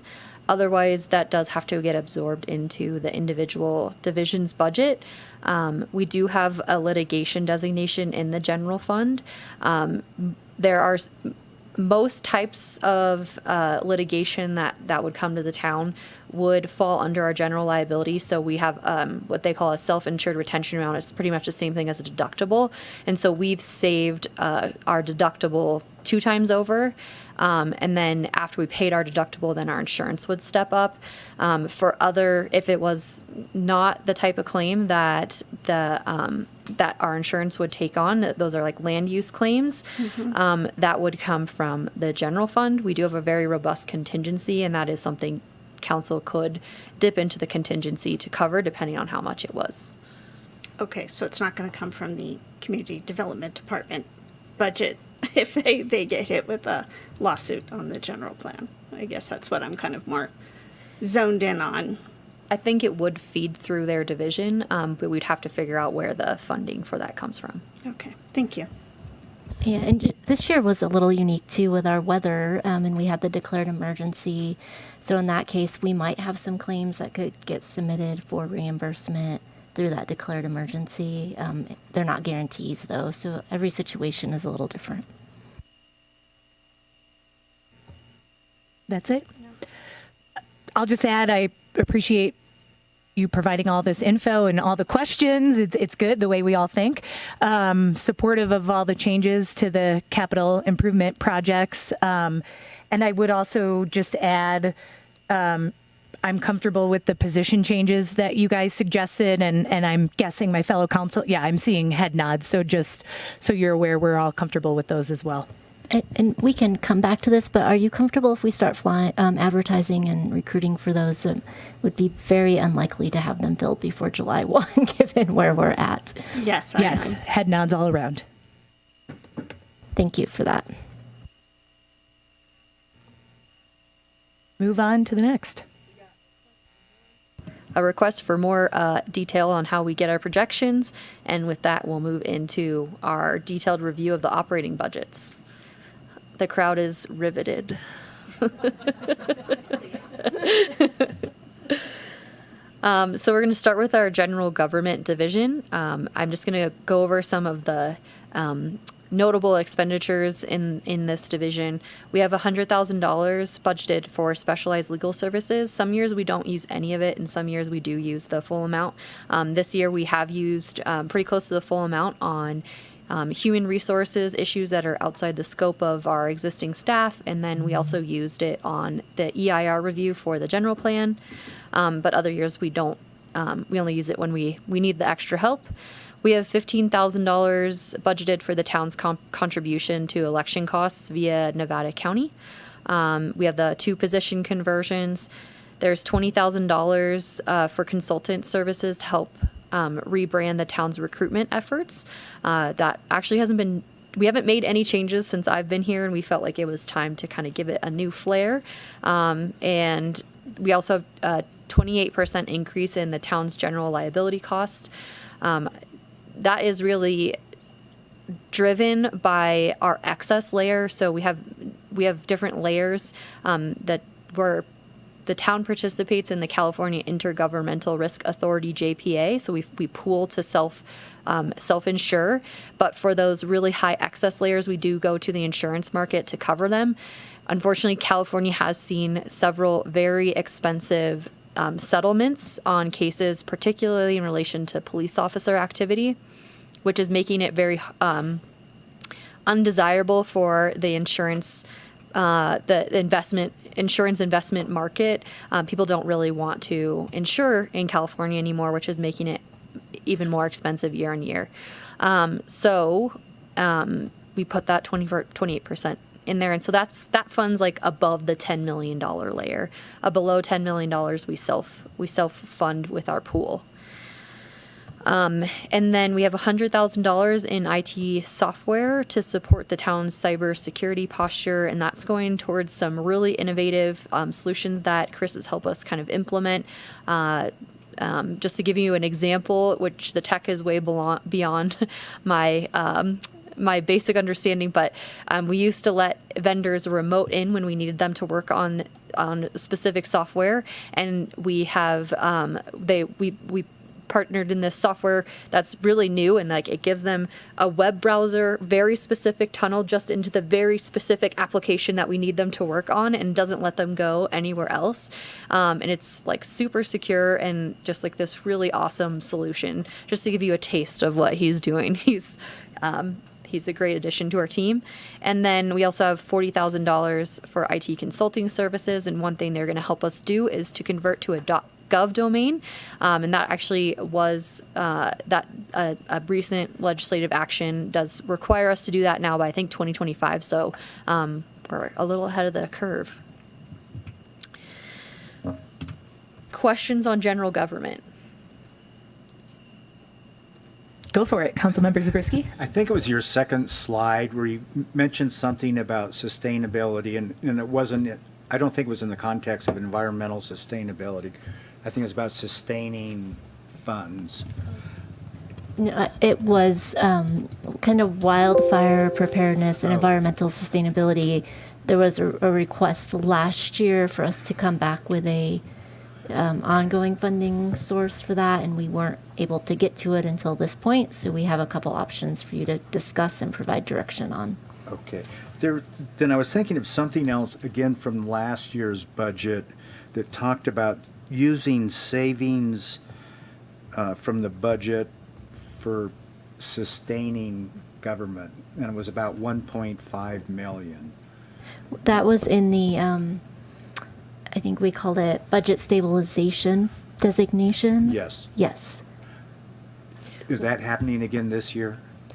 We allocated those funds to cover the increases that came out of negotiations. Labor? Okay. Was it 1.5 million again? It was around a 1.5 million increase over 5 years. Yeah. Okay. Was that a one-time event, or is it something we were going to do every year? The one setting aside 1.5 million, the stabilization. We didn't set aside the full 1.5 million in 1 year, so it was meant to accumulate. I don't remember the exact dollar amounts, but over a few years. I think it was 700,000 the first year, a couple $100,000 this coming year. Okay, thank you. Any other thoughts or questions at this time?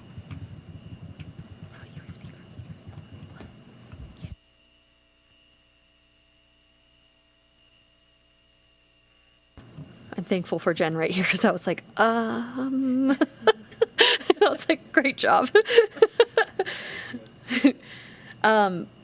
So next we'll move on to our public works. We have Becky here and also Brett and Riley if you have any questions for their teams. So in engineering, there's lots of work on our very robust capital improvement projects. They're continuing to provide work on encroachments. There's ongoing implementation of the National Pollutant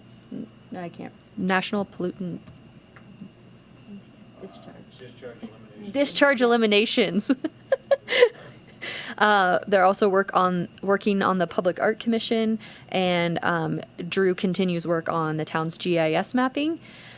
In roads and snow, they plowed more than 1 billion pounds of snow this year, so they're working on getting the roads restriped and in what repaved and well, engineering's doing the repaving, so and just getting all ready again for what potential winter next winter, and they're almost fully staffed. So nice work, Riley, on his recruitment efforts. In fleet and facilities, we have the 2 new positions for the trails maintenance. They're working around a part shortage, and that's for like vehicle parts, trying to get the vehicles ready for next winter. They included a $50,000 increase in their budget for parts just due to the inflation and the difficulty they're having in procuring parts. We also had a strong increase in our utility budgets and facilities. That's due to increases from our utility providers, as well as we just are adjusting to the new actuals at our courtyard with the new garages. We added tenants. We have the new PD evidence building over there. So just kind of adjusting to our new ongoing actuals. I have one quick question from you. And first, Riley, just want to say congrats to you and the entire team because I know it's a long time coming getting fully staffed up. One of the things that I'm remembering from one of my ride-alongs when we were, in the midst of winter was a conversation about an in-house sign shop and how it can take a really, really long time to get signs made when we have to have it sent out, and we have so many damaged signs right now. Is that in the budget, or is there consideration for that? I just want to make sure that Public Works has all the resources that they need. Yeah, so I'll pop in, Riley, if you want to. If I missed something, feel free to jump in. But we actually just talked about this morning. It has come up. The team is looking at some different machinery and materials that are needed. The intention would be to incorporate that in the next year's budget after we've done all the research. If something happens and we are able to get that stuff, we could come back with a budget adjustment for the 23-24, but we're really looking at 24-25 right now. Wonderful. Thank you. That's it. Councilmember Klofstad? Councilmember Zabriskie? Two things. One is on the rail yard theater. There's $250,000 budgeted for this upcoming fiscal year, and then $50,000 a year after that. And I thought that was sort of a moribund, in other words, sort of a dead project. What are we spending the money on? That's a good question. That is written into the rail yard development agreement. So because it is part of that agreement, we still have those funds budgeted. However, our understanding is similar to yours that that project is at this time does not look like it's moving forward. I would just add that we do have that in the work plan to revisit the rail yard, the agreement for that. So I would expect there to be some conversations in this upcoming fiscal year about where we're going with that specific piece. Okay. And then my other question is on it's on the Pioneer Trail extension. And it shows that 1.1 million is being budgeted for this upcoming fiscal year, and then I'm going to pause. Yeah, that's a CIP project, and I believe we're going to get to all the CIP projects. Okay. We're kind of running through each operational budget right now. Is that correct? That was our plan. Okay. If you want us to do something different, we can. I would say we can adjust. I would say I feel like doing all the CIPs together kind of makes sense, so we're all thinking in capital terms at that time. Is that okay, Councilmember Zabriskie? Yes. Okay, perfect. Any other questions? I did have a question. So we were over budget in our snow removal as of our estimated actuals this year, surprisingly by not that much. But this was a question I've gotten a few times from folks. Where do we pull that funding from when we do go over budget in snow removal services? I'll let Nikki add on, but again, because we declared that emergency, we are going to be in the process of submitting for reimbursement from the federal and the state for some of that expense. It takes a couple of years to see that come. If we were to get reimbursement, it'll take a few years, but that would be one source that we will lean into, and we just actually initiated that process with FEMA this week. Bob started that, and we'll likely bring in a consultant because it's a fairly in-depth process to go through. And then we do get state reimbursement for half of our expenses related to snow removal. So they would cover some of that overage as well. Nikki, is there anything you want to add?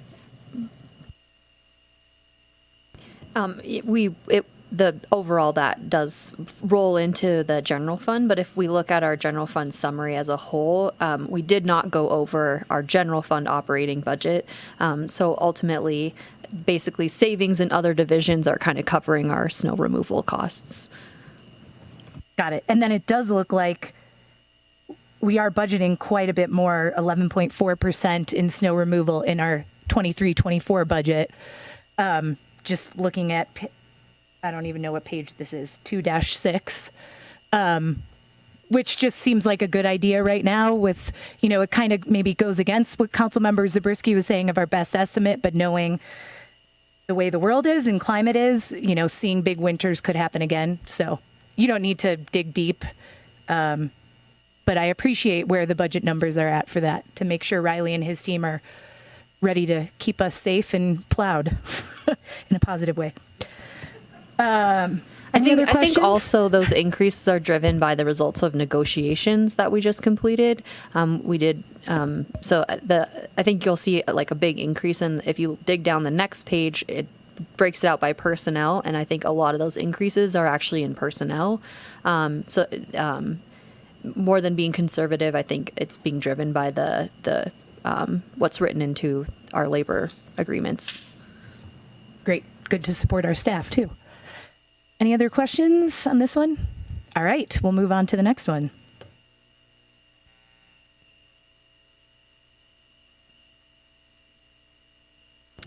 All right, community development. And first off, congratulations on passing the general plan.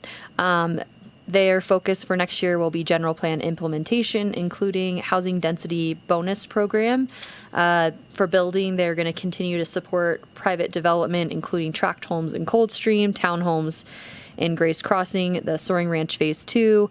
They also have projected pretty steady residential and commercial development. So they are planning for that activity. That was all we had to bring up there. Pretty status quo in community development and building. Questions, concerns?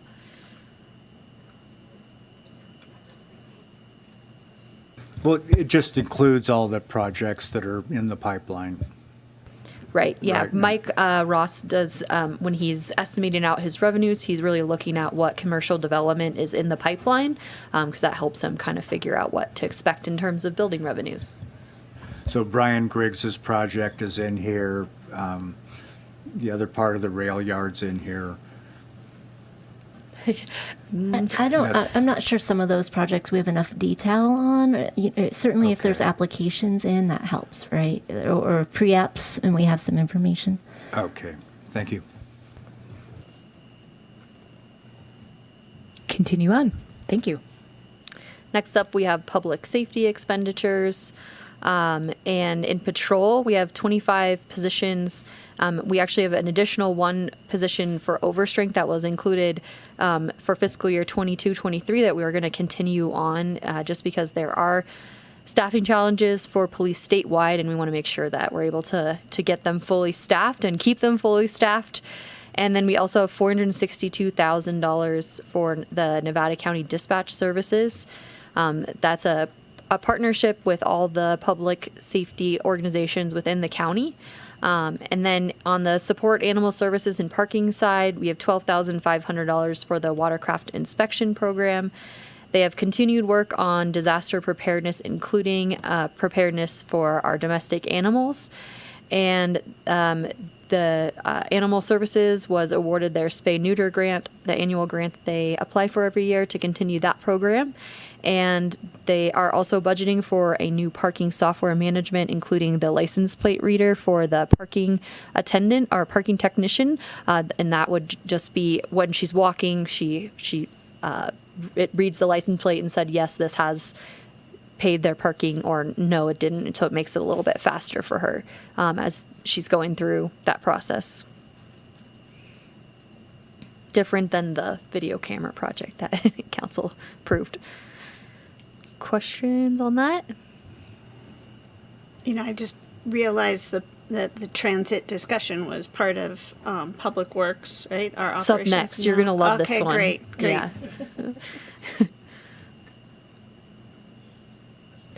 I have a question on estimating parking fees in our proposed budget, because it's down a fair bit from what we saw in like 21-22. I know there were challenges this past year, so not comparing it to this year. I think Deb's coming up, so I think she'll give you a methodology of how she estimated those. Good evening. Can you guys hear me? So we had some unforeseen, one of our staff members was out for quite a bit of time, for over a year. So we have her now back in full capacity out there. So our numbers are starting to go back on trend with the years past, which is really promising. And then with our second parking technician, we actually have interviews this Thursday. So we'll have coverage 7 days a week, which I think will help with compliance and just having more of a presence downtown. That's great. So a good reminder to the community, we will be out there more often. So make sure you pay your parking meters. And if I may add on to that question, are we seeing any changes now that the, is it Freebird, the app that we're using to find? Flowbird. Flowbird, yeah. Are we seeing any changes in our revenue stream based on that? I'm just wondering We're if seeing people an are really increased aware of it. use in the app, but it mostly comes from credit card charges on there, and we still get quite a bit of coin in the meters as well. Interesting. Okay. Thank you. Thank you. Thanks, Chief Renfro. On to the next, transit. This is why I was like, oh, you're going to like this one because the picture's really pretty.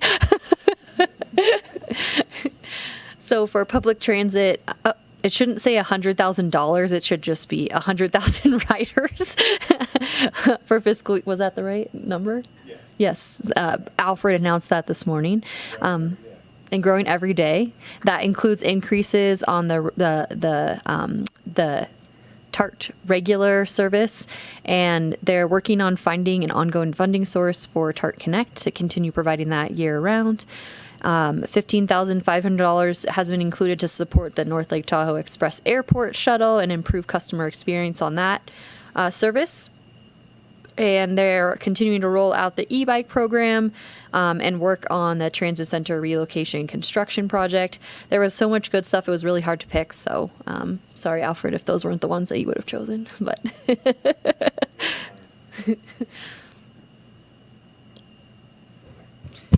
Okay, 2 questions. Do we have a full launch date for the e-bike program community-wide? Do you want to come up? I know that's not exactly a budget question, but just timing and... Yes, Alfred Knotts, Transportation Program Manager. Yes, we do, June 29th. So we are planning to have a tent at the first Truckee Thursday, also on the 22nd, and we met with the marketing manager today. We're leasing space over at the old Corp Yard to them also. They are retrofitting that with some electrical upgrades. They have the van over there. They built all the bikes, and there's stations installed at the Checkerboard Plaza over by Drink Coffee Do Stuff. There's stations installed by the Rock, and there's also stations right now installed. Let me run geographically through my head, across from Tahoe Artist Lofts, or Truckee Artist Lofts, sorry. Yeah, so we've installed all the ones where you can in the concrete, and then they have to put base plates down, and that will be done in the next couple of weeks. So mark our calendars. Yes, Okay. June 29th. All right, Alfred, thank you. Yes. And then and I know this is a big one, but finding funding sources for TART Connect. What's just your current, I'm not going to hold you to it, but just current thought process around that and what options we actually have? So we are actually going through a process to update our short-range transit plan right now with Nevada County. And I know when we talked about the old pilots, we talked about using our state and federal dollars that we could maybe reprogram. This will allow us to do that and kind of revamp the whole funding model that we do have that's available to us right now. There still will be shortfalls based on the level of service that we provide right now, which is beyond what we collect. So there's also a CIP item, or a line item at least in the CIP 2313, I believe, for the transit polling, also the public opinion survey polling. So all of that will help kind of inform what we can essentially do with our existing sources and what we'll need to have going forward to provide the level of service that we have in the past. So I'm just going to piggyback off of that a little bit, if you don't mind. You're going to have a break in July and come back in August to what's likely going to be a really interesting conversation. You'll be considering what type of taxing measure, if any, you would like to move forward for community polling. So that could be a renewal of our roads tax with an add-on for transit. You'll receive the vacancy tax study back and have a better understanding of what that looks like, or potentially other options. But that's scheduled for the first meeting in August, and you'll be on a pretty tight timeline if we want to start polling for that. And then I did want to go back to the e-bike program and just point out, heard Alfred refer to they quite a bit. So they is B-Cycle, and why that's important is actually isn't a town program. We put out an RFP. This is the vendor that was selected, but we're really just facilitating them installing the stations in either town property or the right-of-way areas. And Alfred is liaisoning with them, but this is fully their business model and their program. And I think that's an important distinction to make. when we think about pricing, it's all up to the company. It's not a town decision. Thank you both. That's it for me. Jen, are you trying to say we don't get to do a ribbon cutting for the e-bikes? We can do a ribbon cutting. I just wanted it to be clear that it's a little bit different, right? We're not, these aren't our bikes. We aren't setting the pricing model. Alfred is trying to work with them and offering suggestions, but it is a business entity that is operating this program. Okay, and it was strategic in that manner that we didn't want like scooters everywhere and everything. So there was a process that did kind of provide some operating parameters within the town right away, and how they would operate under a permit. So I do recall, and I know that there's kind of going to be a phase in. I understand June 29th for the first round of stations, but there's a phase in of more stations at like the state park and other areas, and is that going to be next year? No, we'll have a pretty good rollout of part of our phase one. It will be 100 stations and 50 bikes, so it's a pretty robust rollout, and it will cover from Donner Lake all the way to Glenshire to Legacy Trailhead, and all places in between. We were kind of limited in terms of, as town manager Jen said, about where we can on public and private property. So we did keep it so there was good coverage, and so people can take that trip and find a dock, and that all is very, I think, strategically laid out. I look forward to the public outreach and education on that. And then just a couple other questions while you're there, Alfred, if you don't mind. Not at all. Not to put you on the spot, but a lot of the other designations talked about goals for the year. You have some extraordinary accomplishments from the last very short period of time you've been with us. What would you say are your goals for the upcoming year, other than obviously finding funding for our very robust program? That is priority number one. Yes. As Dan and I have talked about, that's kind of the golden ticket, if you will, and no pun intended in the gold reference at all. But that will potentially set the town up for really sustainability in terms of expectations on what the role transit plays in the community. So I would say that is probably the biggest priority. My other one is really just elevating the kind of the exposure and awareness of transit in the community, and I think we've really kind of done that through microtransit, through our partnerships with Tahoe Donner and the hospital, and other partnerships with the airport in Glenshire. So just kind of everybody coalescing around the role that transit plays in our climate goals, our community cohesiveness, our equity goals. I mean, it really checks all the boxes. So that is one. I would also say that, when you get to a certain point of investment into transit, you kind of level off in your financial investment, and you really kind of focus on this continuous improvement program. So making sure that safety is paramount, accessibility is paramount, that our support services such as shelters, the rail yard, mobility hub being constructed, all of those things making just more of a robust system as it kind of functions within the whole community. So I would say it's a capital component of it. It's marketing, it's awareness, it's outreach, and it's really customer service. Well, I'm glad you mentioned the access and safety piece, because as you and I have talked about, I'm a frequent flyer on TART, and when you're riding the bus, there's an obvious bus station that you embark on and you utilize, but not so with TART Connect. So you introduced me to the concept of curbside management, and I'm wondering if that's going to take place at all over the next year. It is not in the work plan for the next year.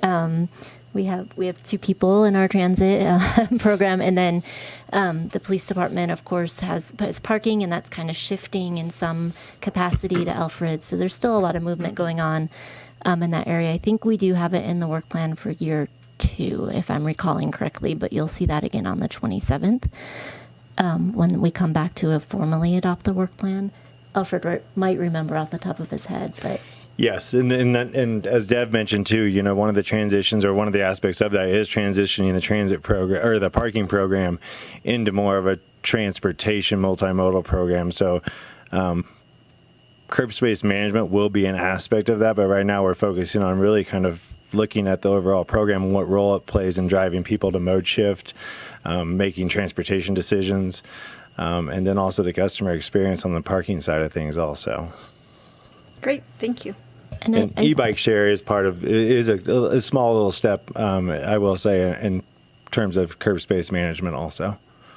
I do want to add, we have on there the 100,000 riders for 22-23, which is an impressive number. It's even more impressive when you think about the high. The previous high was 30,000. So it's a pretty significant increase. I will just add incredible work. This is all really exciting. And the accessibility, I'm a frequent Tart Connect and Tart rider as well. And just in the past few rides, it's people getting picked up at Enterprise because they had a rental car while their car was in the shop. And there were teenagers I rode with this weekend who were going to visit a friend. There was a mom from the artist lofts going to Safeway to shop for groceries. So it is just so incredible, all of the trips that people are able to make.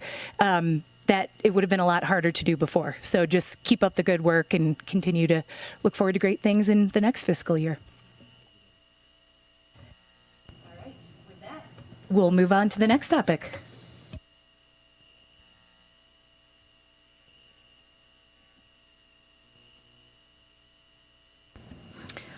Next up, we have our Keep Truckee Green team, and notable expenses in this division include $31,000 for a Civic Spark split between sustainability and solid waste to work on greenhouse gas inventories and decarbonization, $12,800 for one summer trailhead ambassador, $40,000 for clean Tahoe litter pickup, $18,000 for a third-party real-time municipal greenhouse gas emissions tracking software.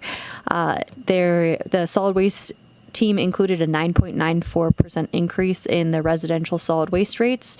The reason they were able to keep it under that 10% mark is because we are doing a $350,000 rate buy down. So that money is coming from the solid waste fund balance to buy down the rates from our franchise provider.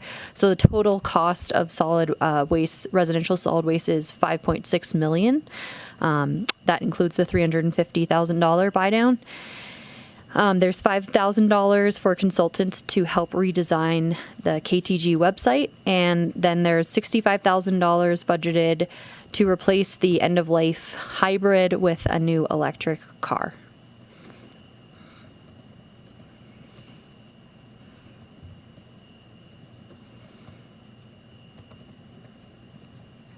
I'll jump in. It's great that we're doing the $350,000 rate buy down, so that way we're keeping customers' rates below increasing by more than 10%.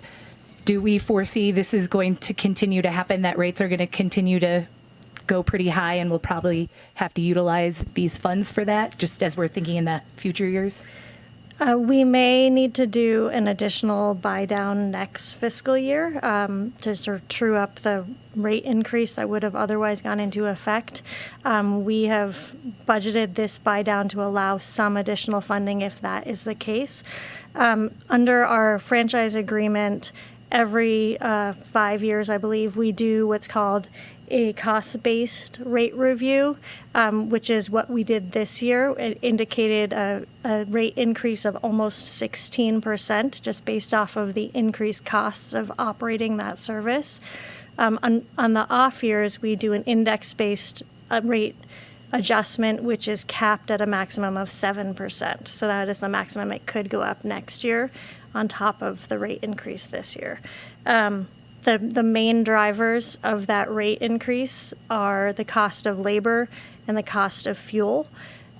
As we've noticed, costs at the pump have started to level out a bit, so we aren't seeing as great an increase in the cost of fuel now. So that may help in future years. Thank you. Councilmember Henderson? Yeah, just along those lines, historically, have we done the buy downs like this? We have not done that in the time that I've been here. We also have not seen an increase of this magnitude, which is why we considered that this year. I think the vast volume of my concerns and considerations for my fellow council members will be in the CIP portion of this, but I did want to just thank staff for including the, our KWH and our therm usage and our vehicle, our alternative fuels. It helps to have that here. I think it would help even more to have a few more years just to show where we're trending, which right now is not in the direction that we aspire to be. And so for me, that says that we're underachieving in this category, even, and I know we just recently added on a very strong staff person that is just now starting to focus on things like the electric use and therm usage. So I know our opportunities so far have been small, but I'm hoping that they are very big in the future. And in the budget update, I would just love to see a couple more years in there if we could in the final version, if my fellow council members support that. And I know that we have some of this information on the dashboard, but the last time I looked, it didn't appear to have been updated for 2022. Has that been updated at this time? I'll have to check if it has been updated. We've been working on collecting all the data, so it should be updated soon if it has not yet. Okay, great. Yeah, we could add in, I think we could add in at least one more year of data here in the budget, and we can continue to add more years in future. We do have, as one of the items that Nikki highlighted, we have the third-party real-time GHG tracking software now in place, and that is to help us make those informed decisions of where to invest so that we can continue to invest in facility upgrades to address our electricity and our therm usage. Absolutely. Aaron and I did discuss that a bit in terms of, you want to focus on where the biggest bang for your buck is, make sure you're capturing the biggest opportunity in greenhouse gas emission reductions. And then just my final comment on this section is that we have in our task list revamping our, I believe it was approved in 2017, greenhouse gas reduction commitment. So I would like to see that as a goal in here and that our target is that we have a couple of different target dates and have that included in here as well, if my fellow council members are supportive.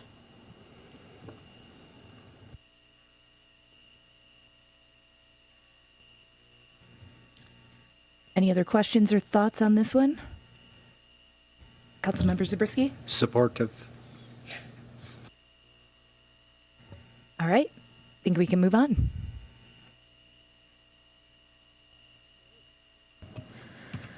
Up next, we have additional town programs. There's 4 different divisions in this section of the budget. First is economic vitality. The notable expenditures there include $216,000 for the Truckee Visitor Center, $328,000 for the Chamber's marketing and business support efforts. Those would be the contract for that would be brought back to council next council meeting on the 27th. This is just the funding that would be needed to approve that contract. There's also $90,000, which is broken into a $40,000 bucket and a $50,000 bucket for council approved economic development programs and a strategic partnership for job growth. In housing, we have $31,000 budgeted for a civic spark to work on housing projects.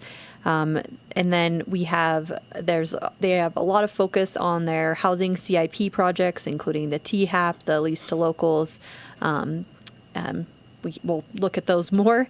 In short-term rental, they are about to go live with their new software provider, GovOS.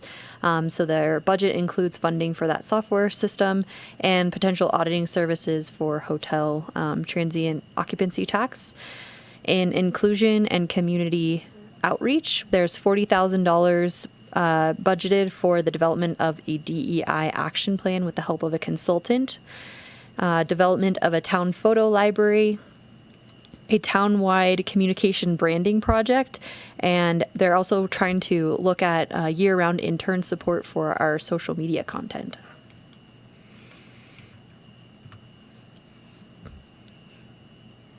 Any questions, concerns, ideas on additional town programs? I just, again, it's related to budget, but I just, as we think about the DEI action plan, a lot of our focus has been engaging different parts of our community, but I think we also, we want to also think about, like, are there opportunities in our procurement as well, right? For women or minority owned businesses and, places where we bring in consultants, things like that. So I just want to throw that out there. Great addition. Any other thoughts? Do we go into CIPs next? I would suggest we take a break now then.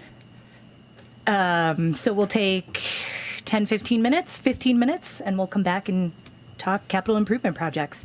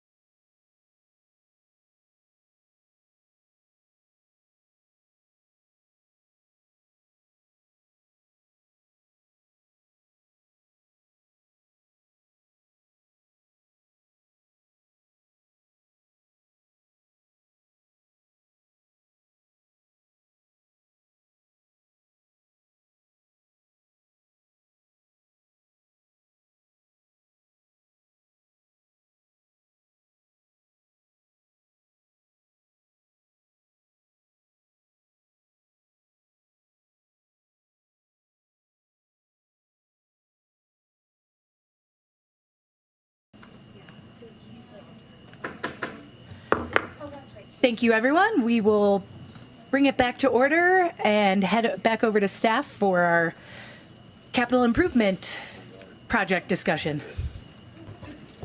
Great. We'll swing those slides over to the screen and start on that discussion. And thanks to those of you that are still here and hanging in with us.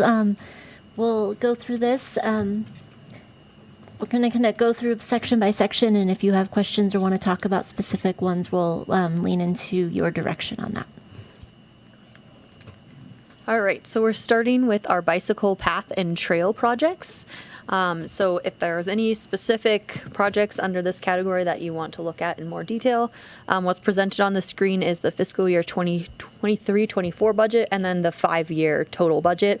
There wasn't really enough space to put all 5 years, but just that high level detail, and we can pull up any specific project that you want to look at.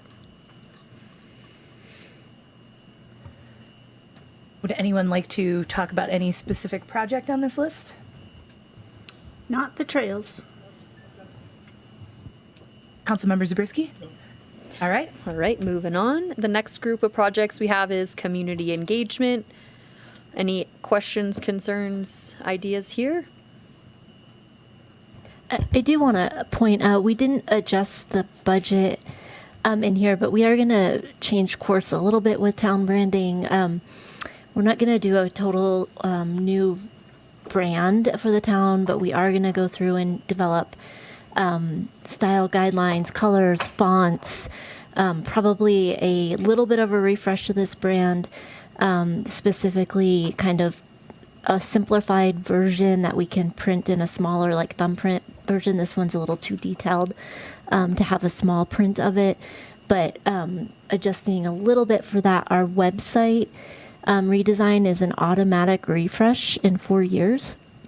So we thought it might make more sense to do a full brand refresh and conversation in the 4-year period leading up to the website redesign. So are we still budgeting the 120 for this then, for the town branding, or because we're kind of cutting back scope? That is still what is in the budget. The guidelines it's actually quite a bit of work to develop those, and then we did have a alternative proposal for a separate kind of belonging brand that could be used more regionally if there were partners. So time permitting, we may engage on that effort following the DEI action plan completion. I have one other change to mention for C2403, the DEI action plan consultant. You may recall that during the general plan adoption process, council added in some additional commitments to do an environmental justice assessment and strategy. So the budget that we have here does not include that addition to the DEI action plan development. We are adding in that additional environmental justice work into the work plan per council's direction. If we would like to complete that additional work this fiscal year, we would anticipate needing a budget adjustment. We're anticipating around $75,000, so an additional $25,000 to include that in the scope. We could potentially make that change now, or when we come back with a contract for council approval, we would anticipate needing to make a budget adjustment. And we'd have to just recommend that we transfer from, I can't read it that way, 2319 to 2403, just to make up for some of that difference. Councilmember Zabriskie? Yeah, I would like to see the contract before we amend. So leave as is for now. I would. Okay. Thank you for that additional info. Up next? Up next, we have facilities projects. I don't know how much detail you guys, I can talk some more. I love talking, but I was just going to leave it up to you guys.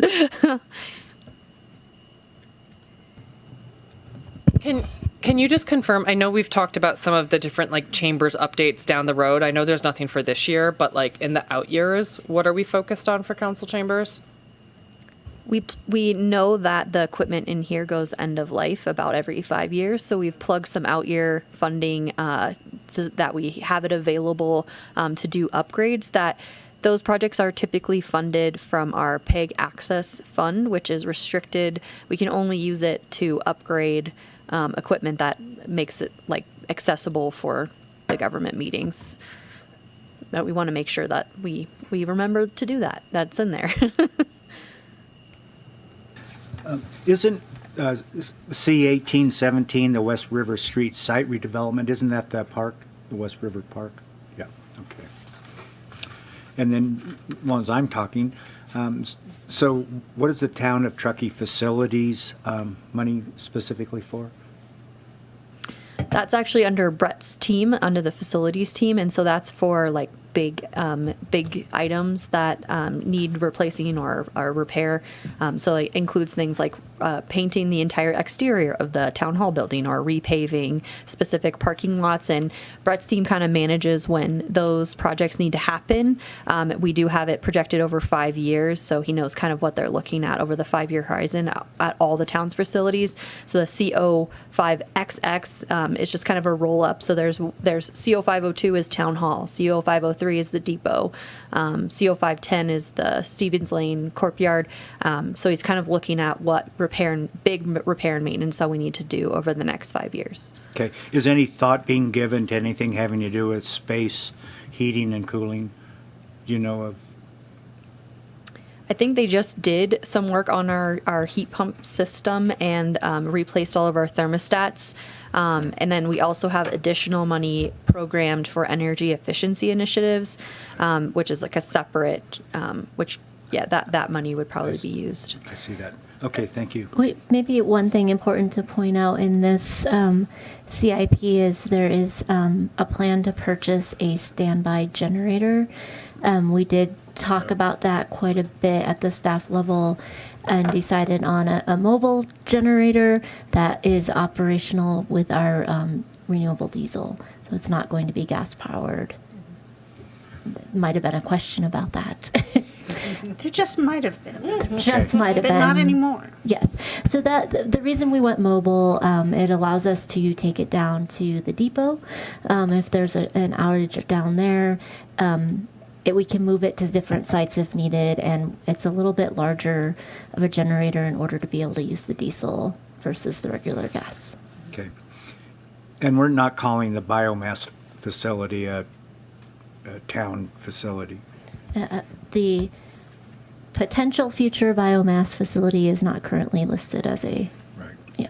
Thank you. I believe it's in studies, right? Yeah, it's in studies. Right. Thank you. I have a few. Thank you for the generator comment. Oh no, you can keep it on that. I think what Councilmember Zabriskie was getting at was, I looked up when this facility was built. It was 2001. And so do we have a plan for replacing our air and water heating systems, say for this building? I know we have newer buildings, but this one's over 20 years old now. Brett, do you want to step up? No, he doesn't want to step up. Oh, he's stepping up. Do you want to go to the dais right there? You can sit right down here next to me.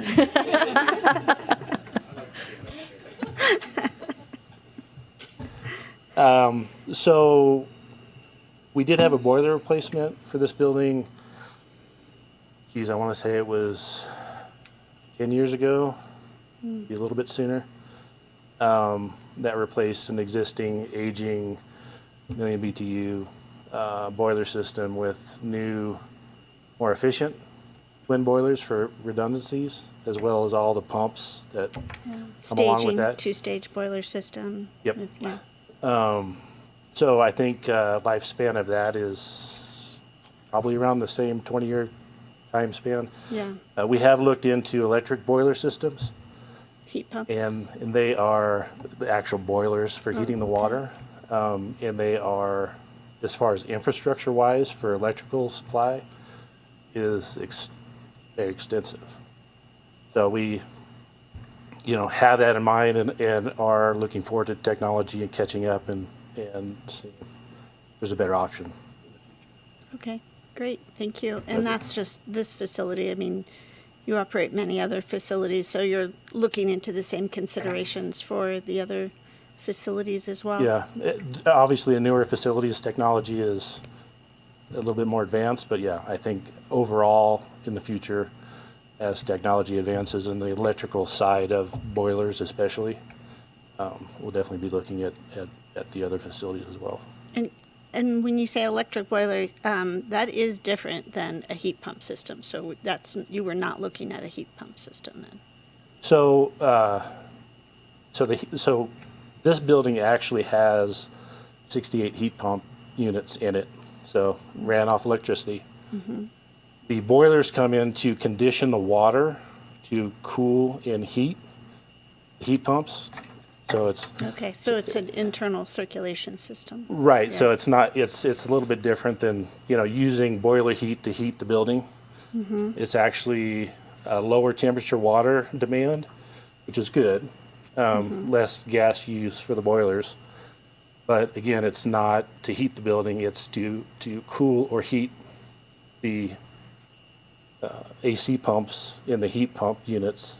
So condition the heat pump units and keep them warm or cold depending on what mode they're in. Okay. And the last time you guys conducted an energy audit was when for any of these facilities? I want to say it was 2012, 2014 time range. Okay. Because so there might be some new ideas or concepts there that could be considered. Absolutely. If Yeah. a study was to be initiated, for sure. Okay. Thank you so much. No problem. Yeah, so all of that is to kind of substantiate my desire to have some energy audits performed on our older facilities when it's appropriate given their age. Because there's definitely some more opportunities now. Council member, I'm going to ask you to remember that for the 27th discussion with the work plan, because we did actually have that in the work plan, I think the last 2-year work plan, and we switched that out for the dashboard. Mm-hmm. And I don't think we have it back in the current work plan, but that would be a place to have that conversation. Okay. And we would need funding for it if we were to add it into the work plan. Okay.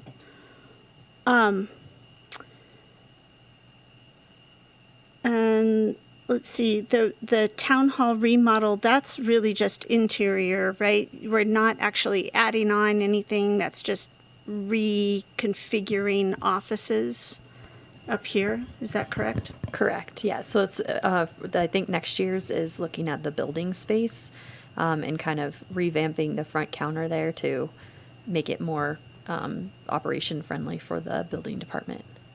Okay. Great. And then the energy efficiency initiatives, I was trying to pull that up as Brett was talking and I was not getting to it quickly enough.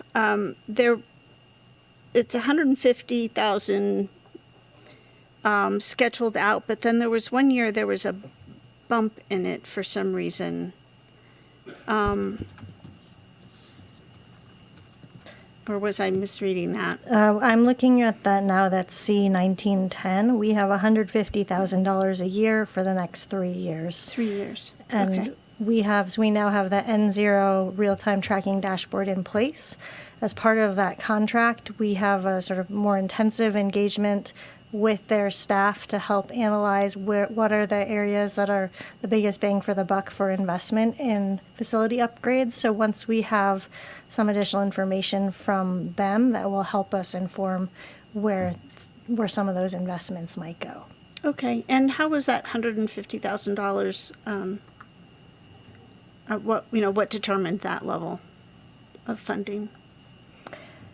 That was a just rough estimate based off of previous upgrades that we have made. We wanted to have some funding essentially as a placeholder to make investments without knowing exactly what those are yet. as we get more information, if necessary, we would come back to council to discuss that amount and amend if necessary. Okay, great. Can we go back to the other spreadsheet that you had up?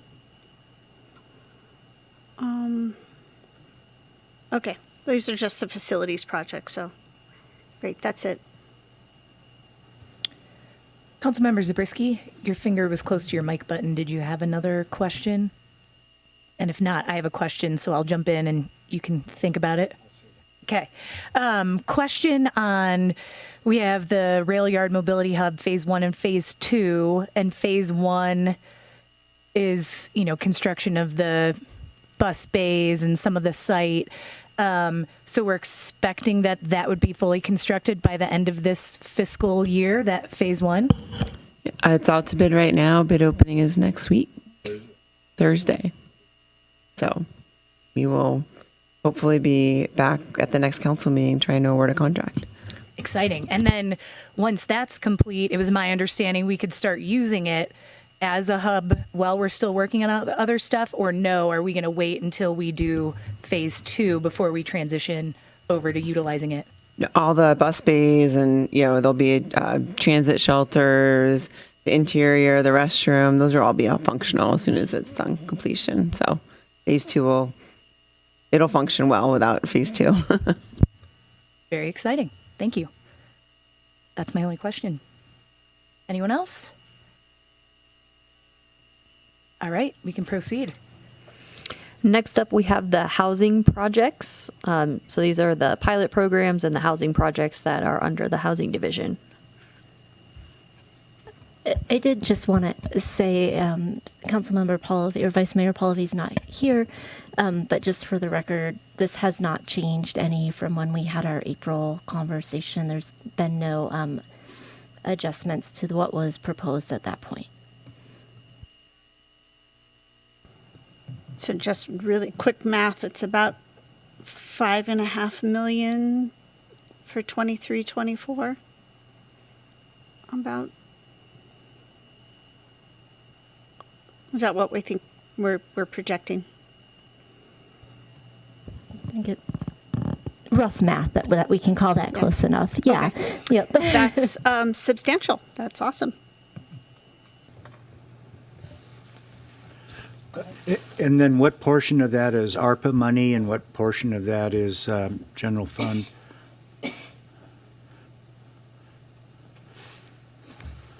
Do you know offhand? It would mean having to add up all five. I didn't. Is it about a third ARPA or a quarter?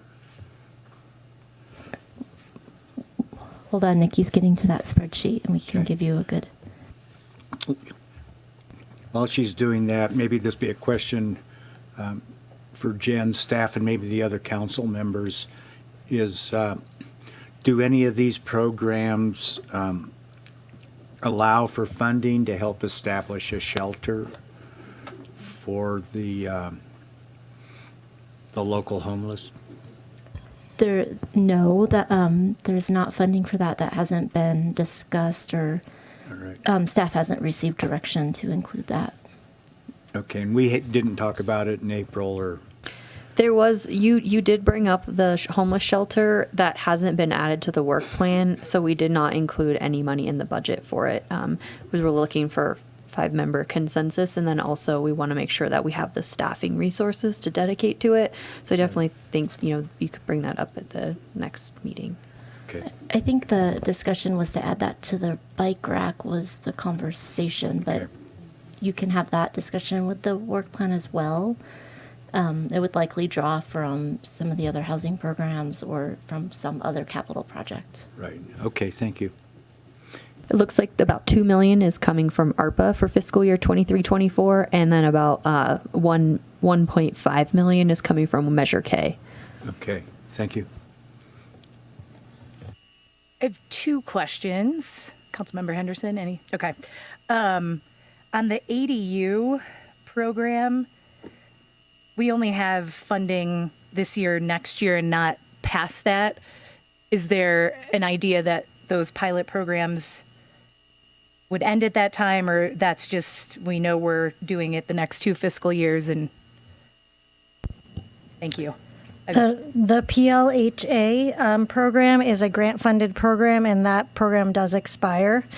The other programs, which are funded by Measure K and by general fund dollars, would likely extend. We do have in the work plan for next fiscal year to revisit our incentive programs for ADUs, and we'll be bringing a conversation back to council on that in August or September. With some options for how to revise that. So I think it'll continue to evolve. We likely will be looking at budgeting out in future years once we have we've tested a few things. We feel like there's still some room and opportunities for improving some of those incentives to get more interest. Thank you.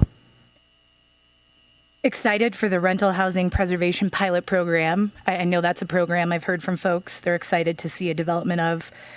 I did have a question, and I feel like this came up last year a little bit related to housing development on town land. Sorry, that was just a comment on that program. And now I have a question about housing development on town land. So we have $2 million from ARPA funding that I know we designated as a potential project. Do we have any ideas at this point? I know this has kind of always been amorphosis, whatever, but. Yeah, so we were actually proposing to kind of pilot the concept with the high altitude site. So that's a small piece of land that we already own, that we were hoping to design out in-house, kind of take through entitlement, and then maybe from there pass off to a developer or have a conversation about we generally don't build housing, so that would be certainly a different field for us. And then this was intended to look at maybe a larger piece of property if that was successful. Mr. Tierman is hopefully going to be working on the high altitude side as part of his internship. 2 months isn't a lot of time to get through that process, so we'll see what we can get through. The conversation last year that kind of came out of the waiting period is maybe some of the deed restriction programs would evolve enough, or there'd be enough demand that it could actually end up shifting those dollars into the THAP program or some other program if there was a need and a development that was moving forward quicker than we were. Great, thank you. That's it? Anything else? All right, next one. The next section is our biggest section of miscellaneous projects.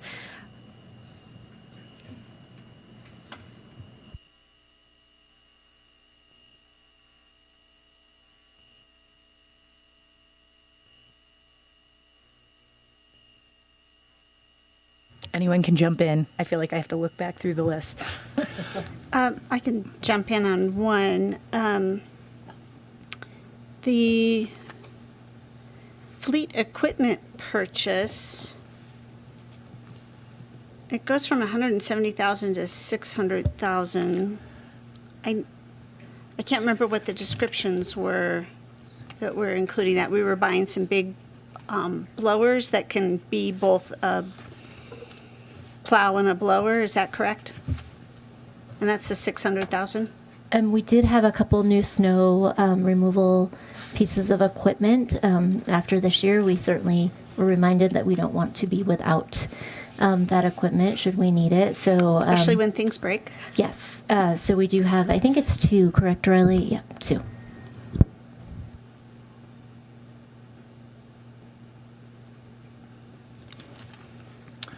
Have we done any estimate of how much of a contribution the town would need to make as part of joining with the utility district in offering rebates for energy efficient appliances?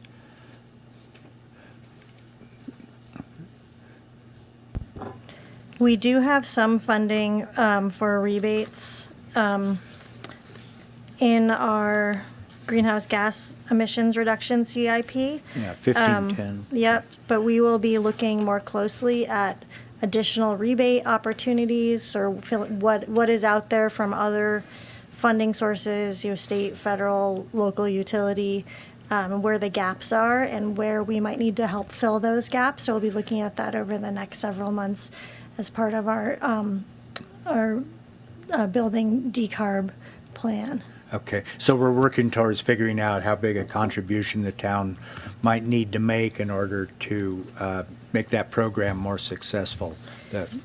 We are refining that. We do have, we have housing retrofit pilot program funding programmed out. So we are sort of looking at refining that and figuring out exactly what those programs are. Okay, thank you.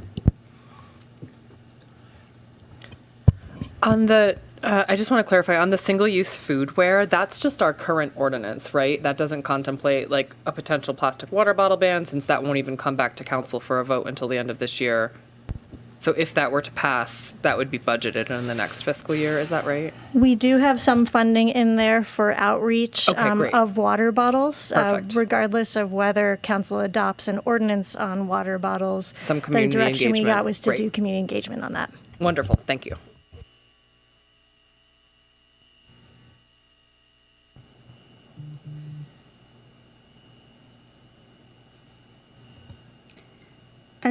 I'm looking for the DIPS CIP that we requested. I kind of thought it would be in this miscellaneous projects. Was that someplace else? Under C2314 climate partnerships, we have a line item for Donner Lake stewardship. Oh, okay. The 16,000 this past fiscal year was used to fund our portion of the Clean Up the Lake effort. But we have 20,000 budgeted for next fiscal year. Oh, I thought we had a $200,000 CIP set aside for that. That's incorrect memory. I thought we anticipated some significant projects coming out of the DIPS recommendation, so we had, I thought anyway, developed a CIP specific for responding to their recommendations.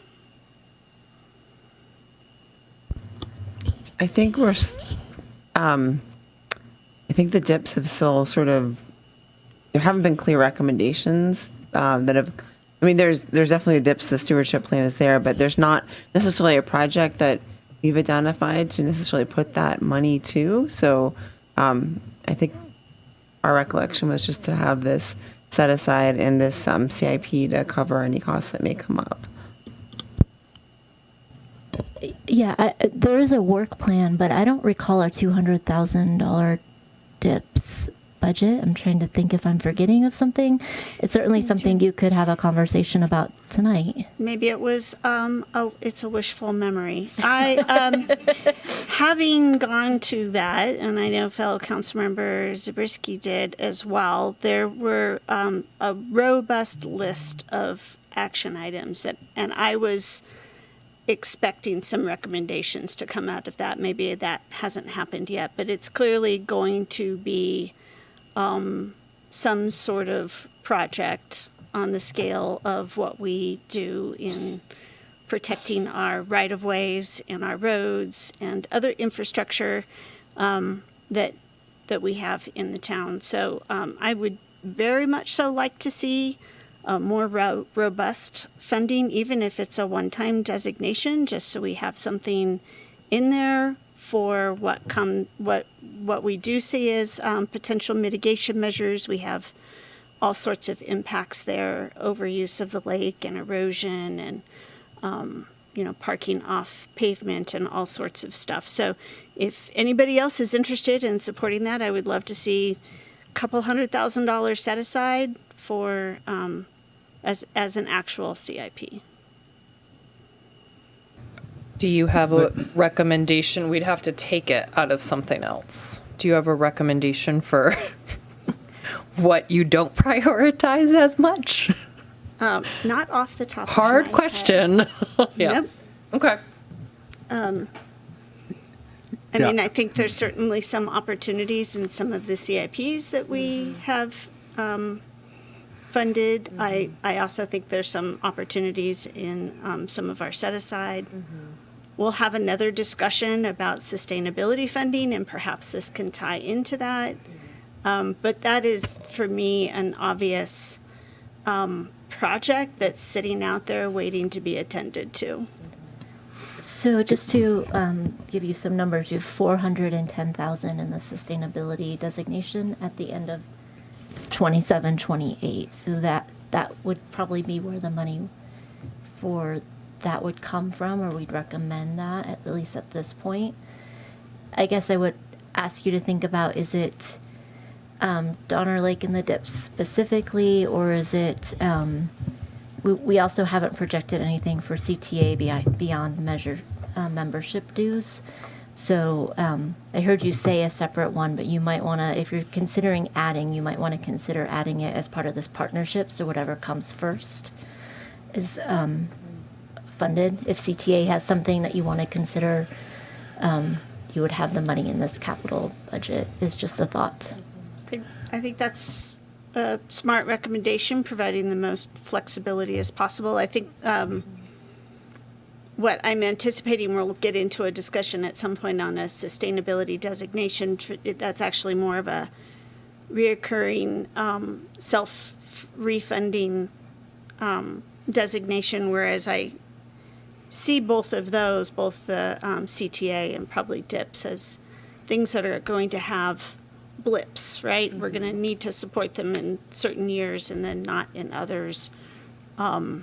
Whereas I see the sustainability need is very much so ongoing. But the things like CTA, I think, could also come out of that sustainability designation. So I think it's a really intertwined discussion. Yeah, I feel it's an intertwined discussion as well. I appreciate Councilmember Klövstad putting this thought in our heads about funding a DIPS project, but we don't know what DIPS project it would be yet. And so it's just a little premature. And when we're talking about weighing it against other items, I don't know if staff's thinking in terms of staff time or just available money. It's definitely both. It's a combination of both. All right. Okay. And that, for me, that illustrates my earlier questions about trying to get a better sense of our projected revenues and expenditures and understanding the assumptions we're all having to make. Because when we look at the undesignated fund balance, I don't quite know how much of that is capital improvement projects and how much of that is the CalPERS pension demands. That's going to reduce the amount of the undesignated fund balance over the next 5 years. Because I can look at that balance right now and see $18 million or $29 million in undesignated money, and it seems like that's quite a pot of money.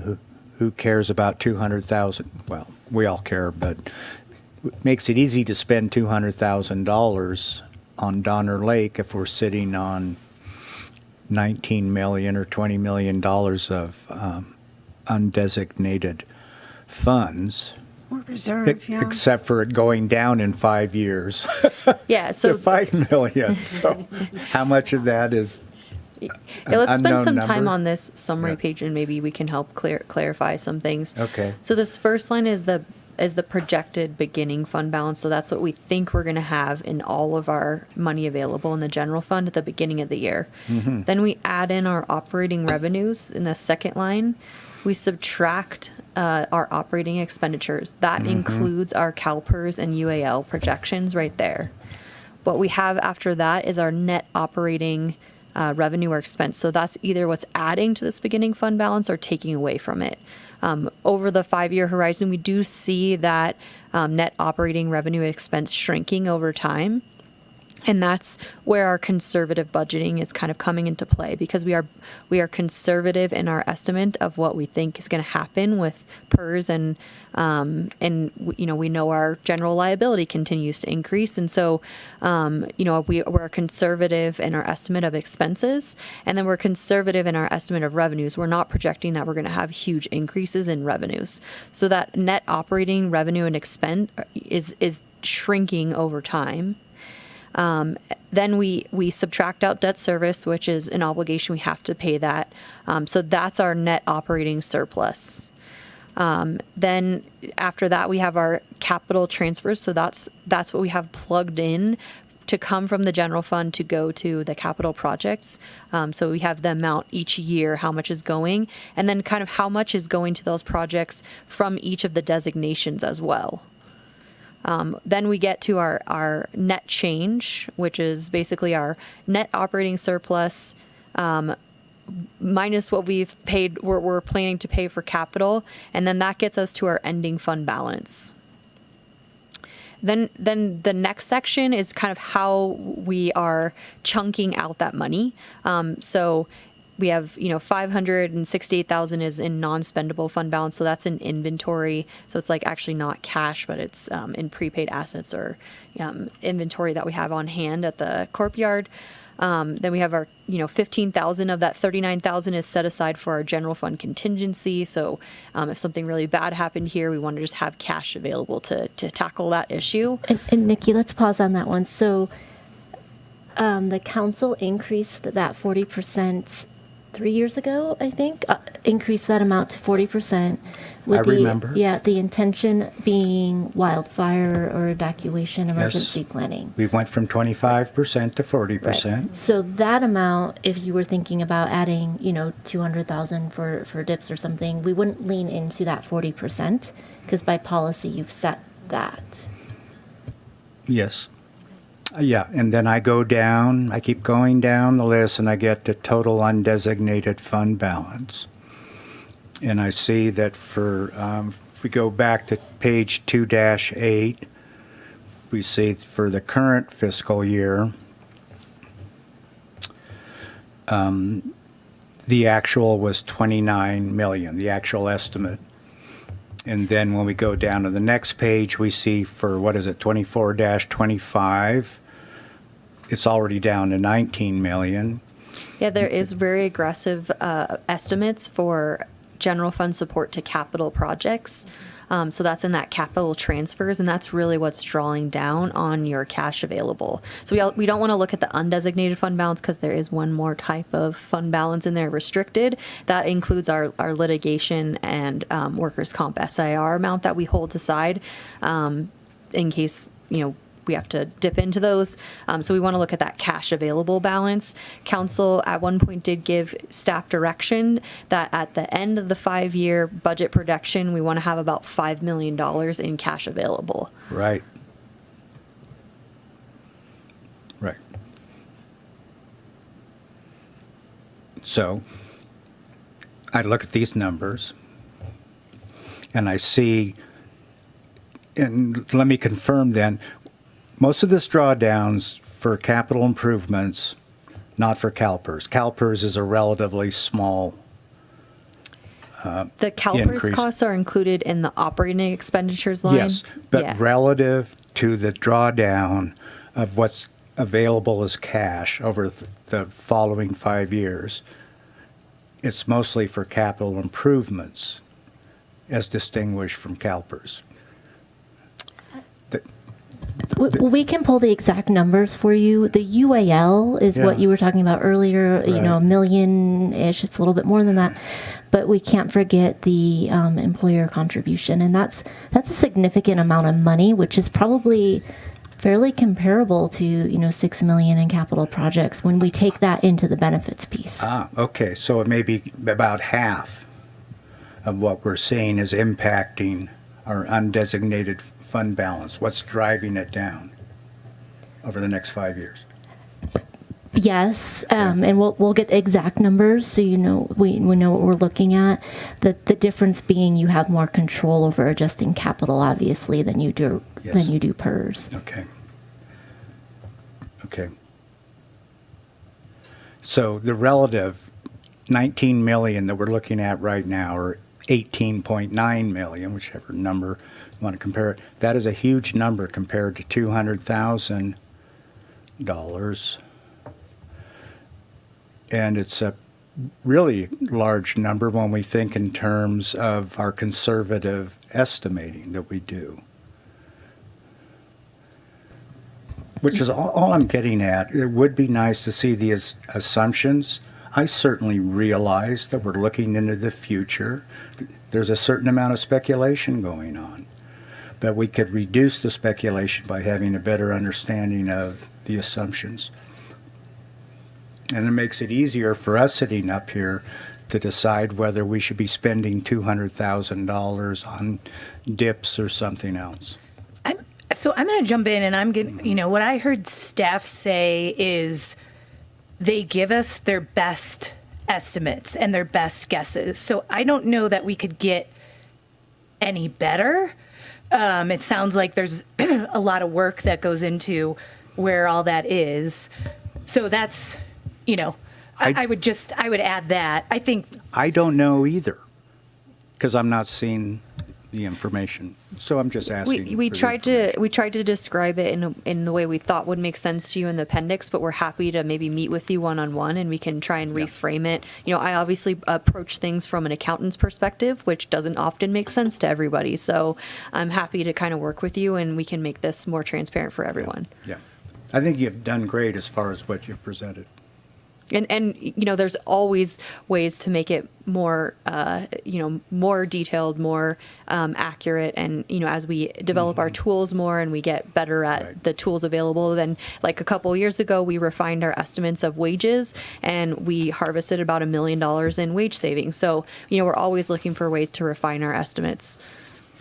I think maybe a good conversation to have or a good reminder is these designations. You could change your allocation to the contingency designation, or we could talk about the streetscape designation and what those were intended for. If you want to fund $200,000 out of the dips, you're right, as a total pot, that's a pretty small number, right? The sustainability designation has the $400,000. So if you look at it just by that and you're not willing to lean into any of the others, it depends on how much adjusting you want to do with the intention of some of the other designations. I also want to point out, I very much appreciate the Operating Budget Excellence Award once again, given by the California Society of Municipal Finance Officers. Don't take this as a criticism so much as an avid interest on my part to know what the assumptions are. We certainly want to get you the detail to help you feel comfortable. So I think we'll meet with you and try to talk through what, just so we're all talking the same language. Great, thank you. So back to Councilmember Klövstad's question or suggestion. So, Jen, you said there would be 410,000 left in the sustainability designation that we could potentially use for that. So if we did decide today that, or on the 27th officially, that we would want to have a CIP for that, we could take from there is one option. I know we're going to have a sustainability conversation too. What I'm also hearing is that we have that money too. So I was kind of leaning more, I think what I heard Councilmember Zabriskie say is that since we don't have any projects at this time, putting a CIP at this time doesn't make sense to me, but I'm supportive as they come in to utilize this other funding that I hear we have. So that's where I'm at, I would say, than putting something in now without really understanding exactly what's going to come out of DIPS or CTA. So yes.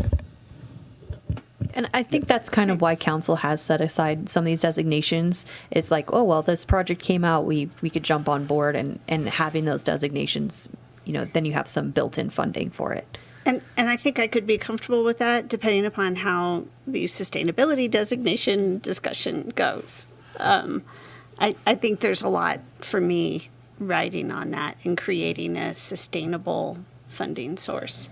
Would you like to just delve into that conversation? If you want, sure, if that's okay. Sure. Okay.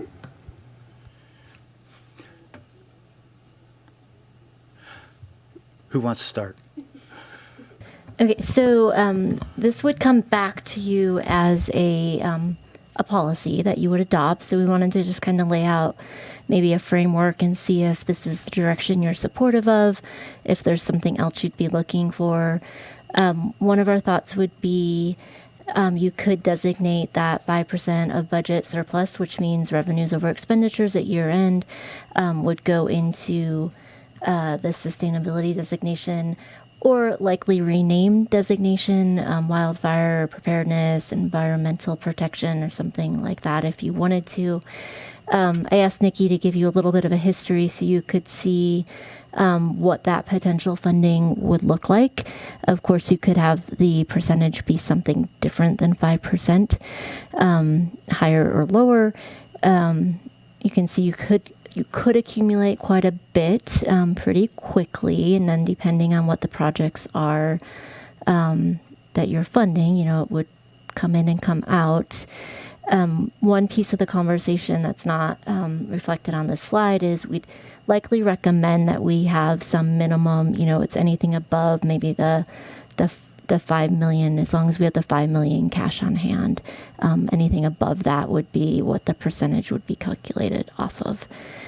So I can explain more if you want, but I think you can see and get the idea here, and we're open to coming back with other ideas. This was just kind of one that seemed pretty straightforward.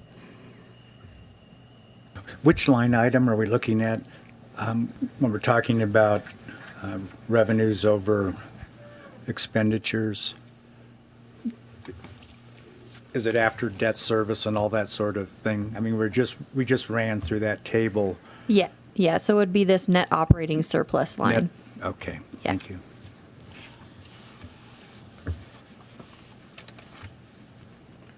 So this is basically like if we had implemented this 5 years ago, we would have accumulated $2.5 million into that designation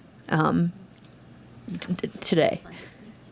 So in looking at those numbers, it just was showing, and I know we're looking at old years and this is upcoming years, you were highlighting the line that was like 3.4 million.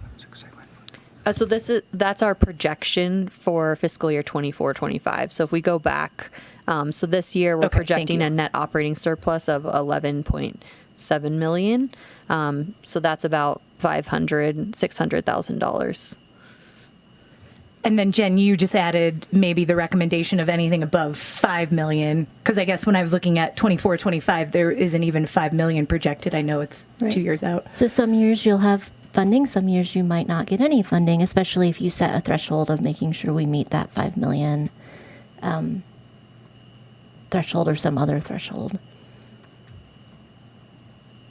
Can you tell me why you use that line as an example of the net operating surplus rather than also including all the expenditures that we see in the next block of fund balances?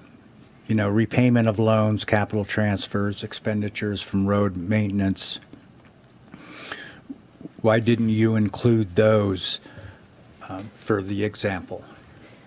I think it goes back to what Jen said in that the capital is, you have a lot more discretion over that, and whereas operating is kind of less discretionary. So when we're looking at funding our designations, we typically look at using our net operating surplus, and then typically capital is using up fund balance versus the net operating surplus. Thank you. I would just add that because this would be a policy, I mean, we could direct it to come from whatever line you're comfortable with. It doesn't have to be that specific one. So if I can provide a little background to how Jen and I deliberated on this earlier. We've had some very consistent poll numbers come to us for various purposes. We pulled from Measure K and Measure U and Measure T, and just recently the library. And I actually went back and looked at all the things, and I don't think we need to go into detail, but suffice to say, protecting the environment or environmental protection in open space, another way it was framed, preparation for wildfires and other natural disasters. All of these things garnered very, very high support levels. The wildfire protection piece usually in the 90 to 95%, environmental protection usually in the 85th percentile of respondents saying it's either extremely important or very important. And interestingly, things like housing garnered much lower support, but we passed a tax measure to support that. We're spending $5.5 million in this fiscal year on housing, $12 million over the next 5 years. We're putting our money where our mouth is there. We passed the Measure T, and we're funding wildfire protection, but all of that money goes to the fire district. We don't have any of it available to do things like a biomass plant or support other fuel reduction measures like our own right-of-ways. So in talking about this, I really support Jen's reframing of it from a sustainability designation to wildfire and wildfire mitigation and environmental protection designation. That gives us, I think, the broadest amount of flexibility to satisfy probably all of those concepts in people's heads responding to these surveys, and I think also very accurately represents our council goals in terms of encapsulating the protection of our community and its environment. So that way we could use these funds for a CTA project, a DIPS project, a biomass plant, or whatever else that comes forward at that time that makes sense. But the key here being is that it becomes a policy, and this is naturally funded every year, assuming we meet those thresholds of whatever we agree to, and therefore we can plan to do things like erosion protection of Donner Lake or a biomass plant or any of these other things, or further fund our decarbonization roadmap. If we suddenly have an opportunity and maybe some matching grant funds, we have this set aside. We have this money available to us to respond to those opportunities. Hopefully we can support a higher rebate for electrification incentives or reach code incentives, things like that. I see all of those things as fitting perfectly into that type of a description, and I think I see this as a very long-term commitment to those goals, which we haven't yet made. We are working on making a long-term commitment to transit. We've made that short-term commitment. We're working on the long-term funding for it, and I believe we'll get there. We did so again with housing. We did so with fuels management for the fire department. I believe the real gap we have here is in our protection of the environment when we look at our goals. And so I'm striving to find a way to create a policy that supports this well into the future.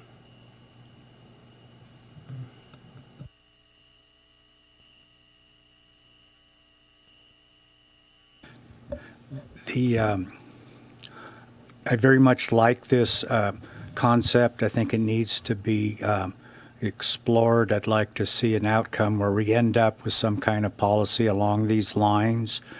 I'm leery of calling it wildfire mitigation and environmental protection because those terms do pull so well, and everyone who hears those words has a different interpretation. If I were to say roadside vegetation removal and a biomass facility, I don't think it would outpull housing or even the library. So we need to be careful about not appearing to do bait and switch on people. So I don't want to distract us from the main goal that you're talking about. But it's a cautionary. I'm open to naming suggestions. What I'm really Yeah. going for here is a policy development for this concept. Okay. Yeah.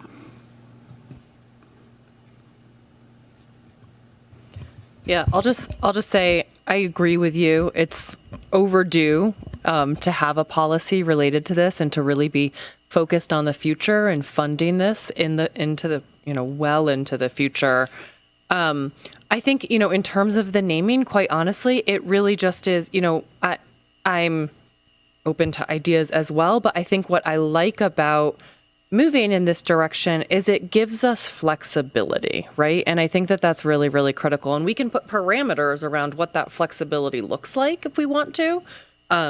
Things like sustainability, energy efficiency, and decarbonization, environmental protection, things like DIPs, things like that. So, maybe that helps us all just get more comfortable with it or get to, whatever the appropriate name is. But I agree with you. The main point here is that ongoing, sustained source of funding for this type of work that matches up to those council goals up on the wall. So thank you. I like this idea. You mentioned transit because that's where my head was going. Is we've talked about that we're going to need to find transit funding, and I know we're going to do polling and understand, how the community feels about funding it. I guess that would be just one thing before committing to this. What if we decide that it would make sense to utilize something similar to this for potential ongoing funding for our transit service as well? And not saying that if we do this, that means we couldn't do that. And maybe, as I'm thinking, we start this way and start it out, and then it could evolve. Because again, as we talk a lot, transit fits into a lot of these goals of environmental protection and sustainability. And once we see how everything shakes out with everything else, maybe this evolves a little bit and includes some funding for maybe it's 6% and 2% of it goes to transit or something like that. So, yeah, and interestingly, how this all started was couple of years ago, before you were all on council, we did a $2 million set aside for sustainability, and we've been spending that down. Part of it we spent on transit. Yep. And I was okay with that because the point was to prove that microtransit could work, right? So that's exactly what I would see this funding is doing, is allowing us to experiment and find new ways of doing this. And I'm open to the discussion of a transit funding this way, but I think we also want to make sure we're considering all of our options and before we make that decision. Whereas we're not currently, I suppose we could include a sustainability question in our next round of polling. And do you want to tax yourself to fund sustainability measures, or do we want to look at it in some way where we're just taking the extra cream off the top every year and setting it aside when we have those good years in order to fund this? Philosophically, I'd rather have a more sustainable funding source, like a tax measure, but I saw this as a great opportunity or a great way to get this conversation started and to begin to fund this, because that designation runs out. And we don't have our programs fully funded, and the designation is running out. So I feel the urgency of getting something started for this as soon as possible, because I also see the mentality of, oh, somebody has a great idea for a project. Oh, sorry, we can't consider it because it's not in our budget. I get very frustrated with that, especially if there's a good opportunity. I want to make sure that we can match that up or raise to that level of opportunity. A question for you or staff, Councilmember Cliffstead, is if we established it now, are we thinking we could look to surplus from fiscal year 22-23 to start it, or it would only be after fiscal year 23-24, or we'd go back 5 years? I'm just curious, how would this start if we put it into place? So I wouldn't recommend going back 5 years because you've spent that money. We could look at what it looks like we have to bring the policy back to you. We could look at what it potentially could look like for this fiscal year as we close out the books, and maybe align the policy with year-end close, so you could have that conversation as a whole. I think that would be reasonable. I wouldn't want to try to push it into this round, but if we could look at it for closeout. And by then, we will have had some more discussions about other funding sources. Is the percentage feeling comfortable? You don't need, we're not going to hold you to that, but is this generally the ballpark that you're interested in? This was the ballpark I was going for, yes, because some years it will be zero. Just remember that. So it's going to be just like our CIP large expenditures. We're going to need to build it up for a while so that we have a reserve, and then we'll spend it down. And occasionally we'll have a big project like $1 million erosion control project, and we'll fund it through that. So I know one of the things I will want to discuss is the breadth of this policy, and giving thought to whether it might be more appropriate to limit it to something more specific, like greenhouse gas emission reductions. I think that's a worthy discussion, just because I think these could be interpreted too broadly, the way we have it defined now. And it might be possible to fund other things that are protecting the environment, like all of the transit activities through our different transit programs. We could work with the sustainability division to kind of come up with a list of activities, and then we could, when we bring it to council, you can kind of say yes, no, if that would make it easier. Mm-hmm. Yeah. Then we can move on from the discussion. We can keep talking about it as long as you need. Just trying to offer up ideas. That was No, a good I idea. like that. I don't want us to get bogged down in what are we calling it. That's right. Not important to me. The concept is important, and it sounds like everybody's supportive of that. We can also work with sustainability and our Civic Spark fellows and get their creative juices flowing on some idea for names. And I would so we're all comfortable that there has to be $5 million in cash in there, and then it would only be above that. Yep. Well, it would be we would take zero if it was less than 5 million in the surplus, revenues over expenditures, but we're taking that percentage on the whole value, correct? That's what these numbers represent? Yes. Yeah, okay. Just wanted to make That sure. is what these numbers represent. I think a lot of this detail you'll get into when we bring the policy back. I'm sure it won't be 100% what you're looking for on the first round, so we'll have Right. a couple discussions. Okay. And then I just had one hopefully quick question about the GHG emission reduction line, the $275,000 a year. There's 1 year it bumps up to 375, and I'm just wondering if there was something special happening that year. Which CIP are we looking at? We are looking at, I knew you were going to ask me that. C1510. See, these ones are so small.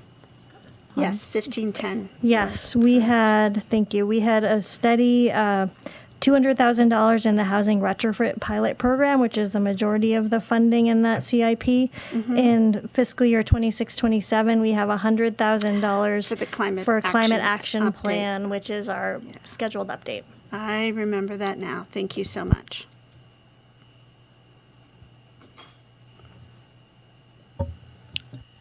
All right, back to miscellaneous projects. Were there any other projects that you all wanted to talk through, or?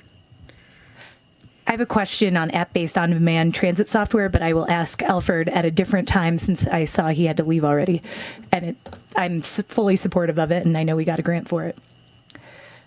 So back to, are we all comfortable leaving a DIPS or climate CIP out? Yes, for now. Okay, just clarifying that. Anyone else questions on this list? All right, great idea, Councilmember Klofstad. We can move on.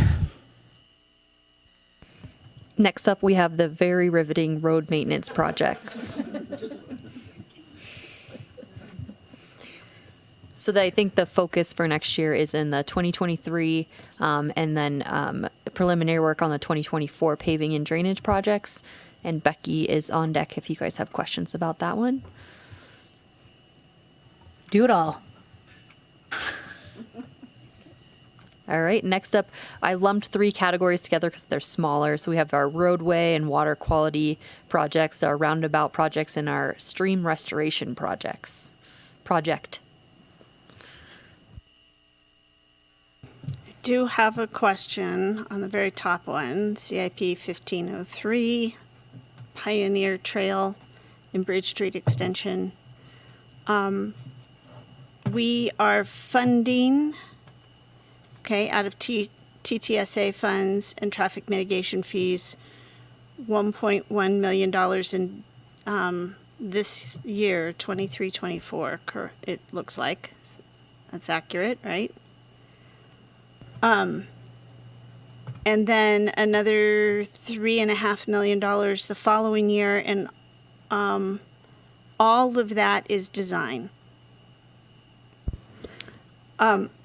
I know there was some sort of report being prepared, and what is the ETA on that long-awaited report that I think I approved a year and a half ago or something? Well, thanks for your patience. We did put the project on hold just due to workload issues for a bit. We have drafts of there's a lot of pieces to that report.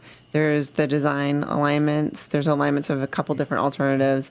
There's a traffic analysis, which includes traffic operations, as well as what the impact of the road is to VMT, level of service at intersections, and potential impacts to evacuation. There is a financial study being done, like how will we fund this $40+ million project, and what are our options for that? So we have drafts of all those. There's environmental baseline studies, so we have drafts of all those. Our plan was to sort of compile all that and come back to council in August, although I know the first meeting in August is very full, so it might be the second or the first meeting in September, compile that information for you all to have a discussion about the project and where to take it from there. The contract with Loomis, by that point, I think their contract with Loomis is about $300,000, and we're about a little over halfway through it right now. So beyond that, in staff time, that's kind of where we would be at with expenditures. Okay, and I'm comfortable getting to that point, but I am, this is a massive project, and before we spend $1.1 million on design, even if it's traffic impact fees and TTSA fees, I really need to get comfortable with understanding the positive and negative impacts of that massive project. So I'm very much so looking forward to that, and that level of expenditure is fine, but I would be very concerned about expending a whole $1.1 million before we actually make sure the community is supportive of this project. I think the direction in April was you didn't want to move forward with this until you had their study results back. So that is our intention, is to have that conversation. Great. And part of that study does include funding options. Is that correct? Correct. Yeah. Okay. Thank you. I just want to echo Councilmember Klofstad. When I saw the amount of money that we're setting aside in this year for just for the study, it has me concerned that people who see the amount of money put into the project wanting to see the project moving forward while I, sitting up here, have concerns whether the project itself is the best expenditure of money for reducing traffic congestion and providing for safe evacuation. So I want to be able to compare the benefit we get from this roadway with the benefits we could get spending that money elsewhere to reduce congestion and provide for safer evacuation. That's how I'm looking at it. And I'll add in here, not to have too much of a broken record up here, but yeah, I mean, seeing that 1.1 million in fiscal year 23-24, when we don't even know if we want to move forward with this project or not because we don't have the study results, like that actually made me a little bit nervous. I'd almost rather get the study results and then potentially do, you know, an amendment if we decide at that point that we want to go forward. I don't know from a budgeting perspective if that's better or worse or how you would look at that. But I think this is challenging because, you know, just like dips, we don't know if we don't know what that project looks like. We don't know what it is. We don't have nearly enough information to make any decisions about this at this point. And we're not going to have that for at least months. So a couple thoughts. You could leave it as is. We could move all of those dollar amounts to unfunded just so that they're there as a kind of a tracking mechanism of what this potentially could cost. Or you could move them, we could move it out a year when you know you'd have the study results back for planning purposes. Can I ask one more question? Does that $1.1 million, does that include any public outreach on this project? Yeah, our plan was to sort of create a working group as a first step. And I think when we came, was it April? We were kind of the direction was like, put the hold on that. We want to see the results of the study first before we decide to move forward. So the only caution with moving the traffic impact fee funds, particularly to unfunded, is just want to make sure that we have them held and reserved in case we do decide to move forward, because that fund is reaching kind of I think it's reaching zero, not necessarily zero, but I think that's one then the 5-year projection is getting very low. So You run the risk of not having that as a potential funding option, and you'd have to find it somewhere else if it would move forward. I think it makes sense to leave as is. I agree with everything that was said up here. But just because we have it in our budget doesn't mean we have to spend it this year. But what if the study results come back and show it's a really good idea and we do want to move forward, so that way we just have it? It just seems to make sense to leave it for now, from my perspective. But I don't know. I see other faces up here.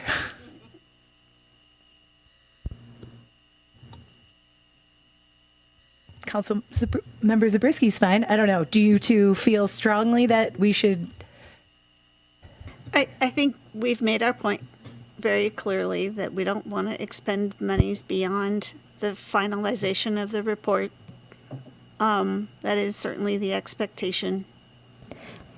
And I'm fine with it staying the way it is because we've made that point very clear. And just to remind everybody, at these dollar values, we wouldn't be able to expend anything without coming to council for approval of a contract anyways. I was going to mention that we could add a note to the project description that this project won't move forward, until the study has been completed or something to that effect. Great idea. Perfect. Does that sound good? Questions on other projects on this list?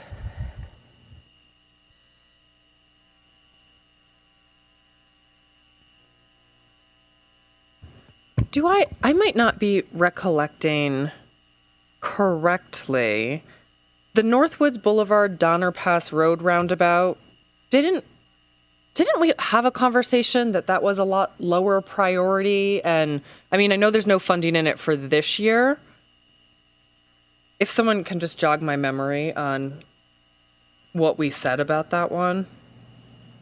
My recollection, and maybe Becky has a better recollection, my recollection was that you wanted to push it out a couple years, that we weren't taking it out of the budget altogether, but you had directed us to push it at 2 years, I think. Yeah, we had prioritized things like Jaboom Street, over it, and a few other things.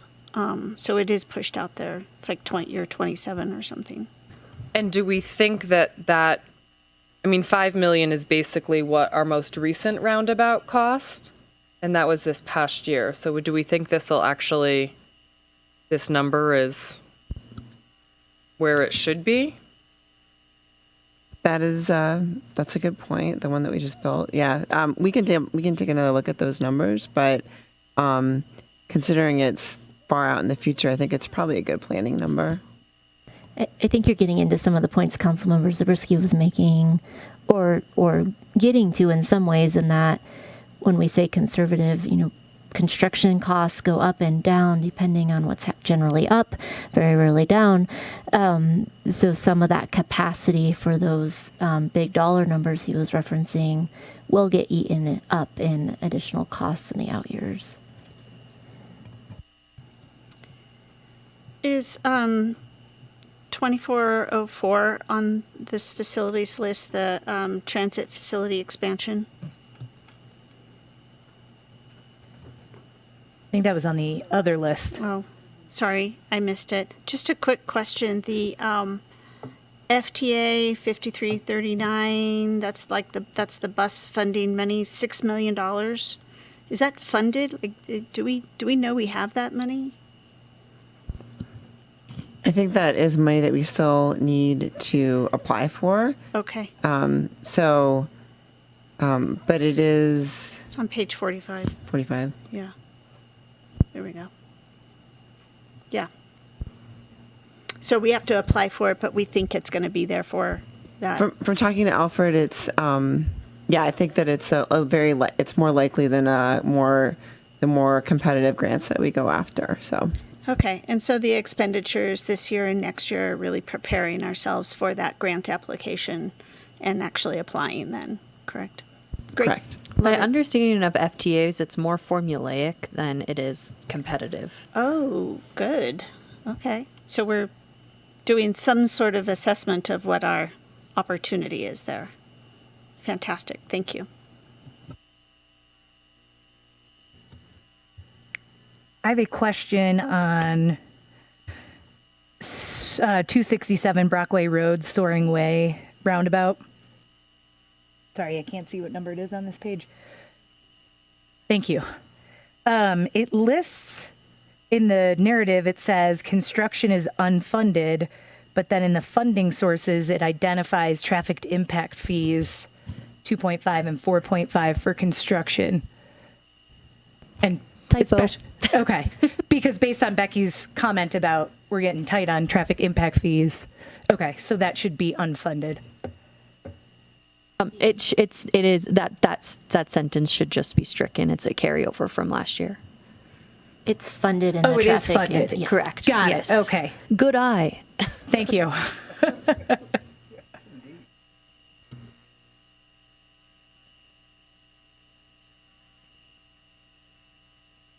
Anyone else on these? It's my 2020 vision with contacts. All right, we can move on to streetscape improvements.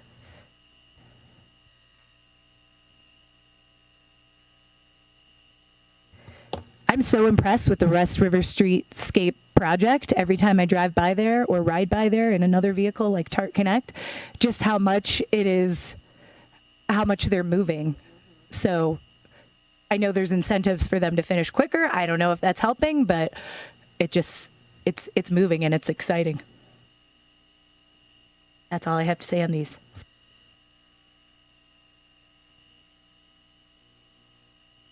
All right.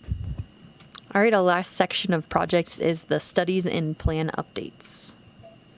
And this is where we added the biological and water resource mapping project for $100,000. Plan to start in summer of 2024. Well, and just a little bit more detail on that. We're going to come back with a conversation about that, just so that we understand what's already out there and what the expectation or the work product from this would be. So that's a pretty rough estimate at this point. Is there any chance it could start in this fiscal year? I mean, the computer research could be started now, the databases. We probably will come back with the conversation in the upcoming fiscal year, and then depending on what results from that discussion, we can give you an estimated timeline. Okay. And I think as part of that, we can definitely we'll be ready to kind of show you what kind of databases already exist. And there's a lot. Right. Yeah. Because I assume you have to do field work, but there could be a lot done indoors. Well, I think there's already a lot of existing information that's what we want to share with you and have a conversation about, so that we know what we're doing going forward, what new information or different information you're looking for. So that would give us an opportunity to amend the budget if we decided we wanted to start in this fiscal year. So once we have that discussion with you, and we get your direction on what you're looking for, we can give you a better idea if we can do any of the actual work this fiscal year, or if it would get pushed to the next fiscal year. Thank you.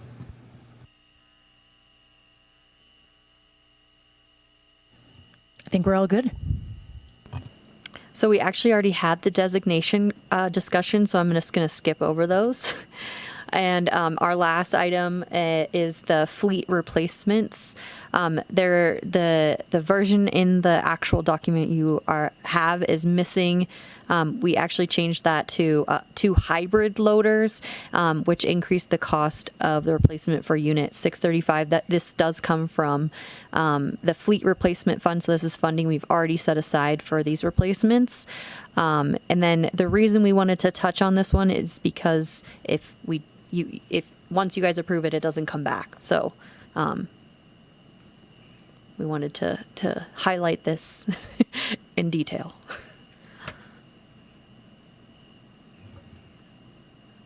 Any thoughts? Are we good? So we're buying 2 unmarked SUVs for hybrid electric? Is that? Because there's two different line items, that's correct? So these are replacements for existing unmarked cars, and we're replacing them with a hybrid or electric. They are continuing to research available options and what is actually available. The hard part with our police cars is when they reach end of life, they are end of life. And so if we can't get an electric vehicle for 4 years or something, it's not really feasible to use as a replacement. So they're looking at all the options in the market to kind of understand that better. Great, thank you. As you can see with number 820 and 840, they weren't able to get those replaced this year, so they're carried over to next year. Looks good. That's it. We did it. Is that like record budget workshop time? Yeah, Thank you, staff, for an amazing budget that you put together and made it easy for us to read and get through it quickly. All right. Be ready for a very long meeting on the 27th, by the way.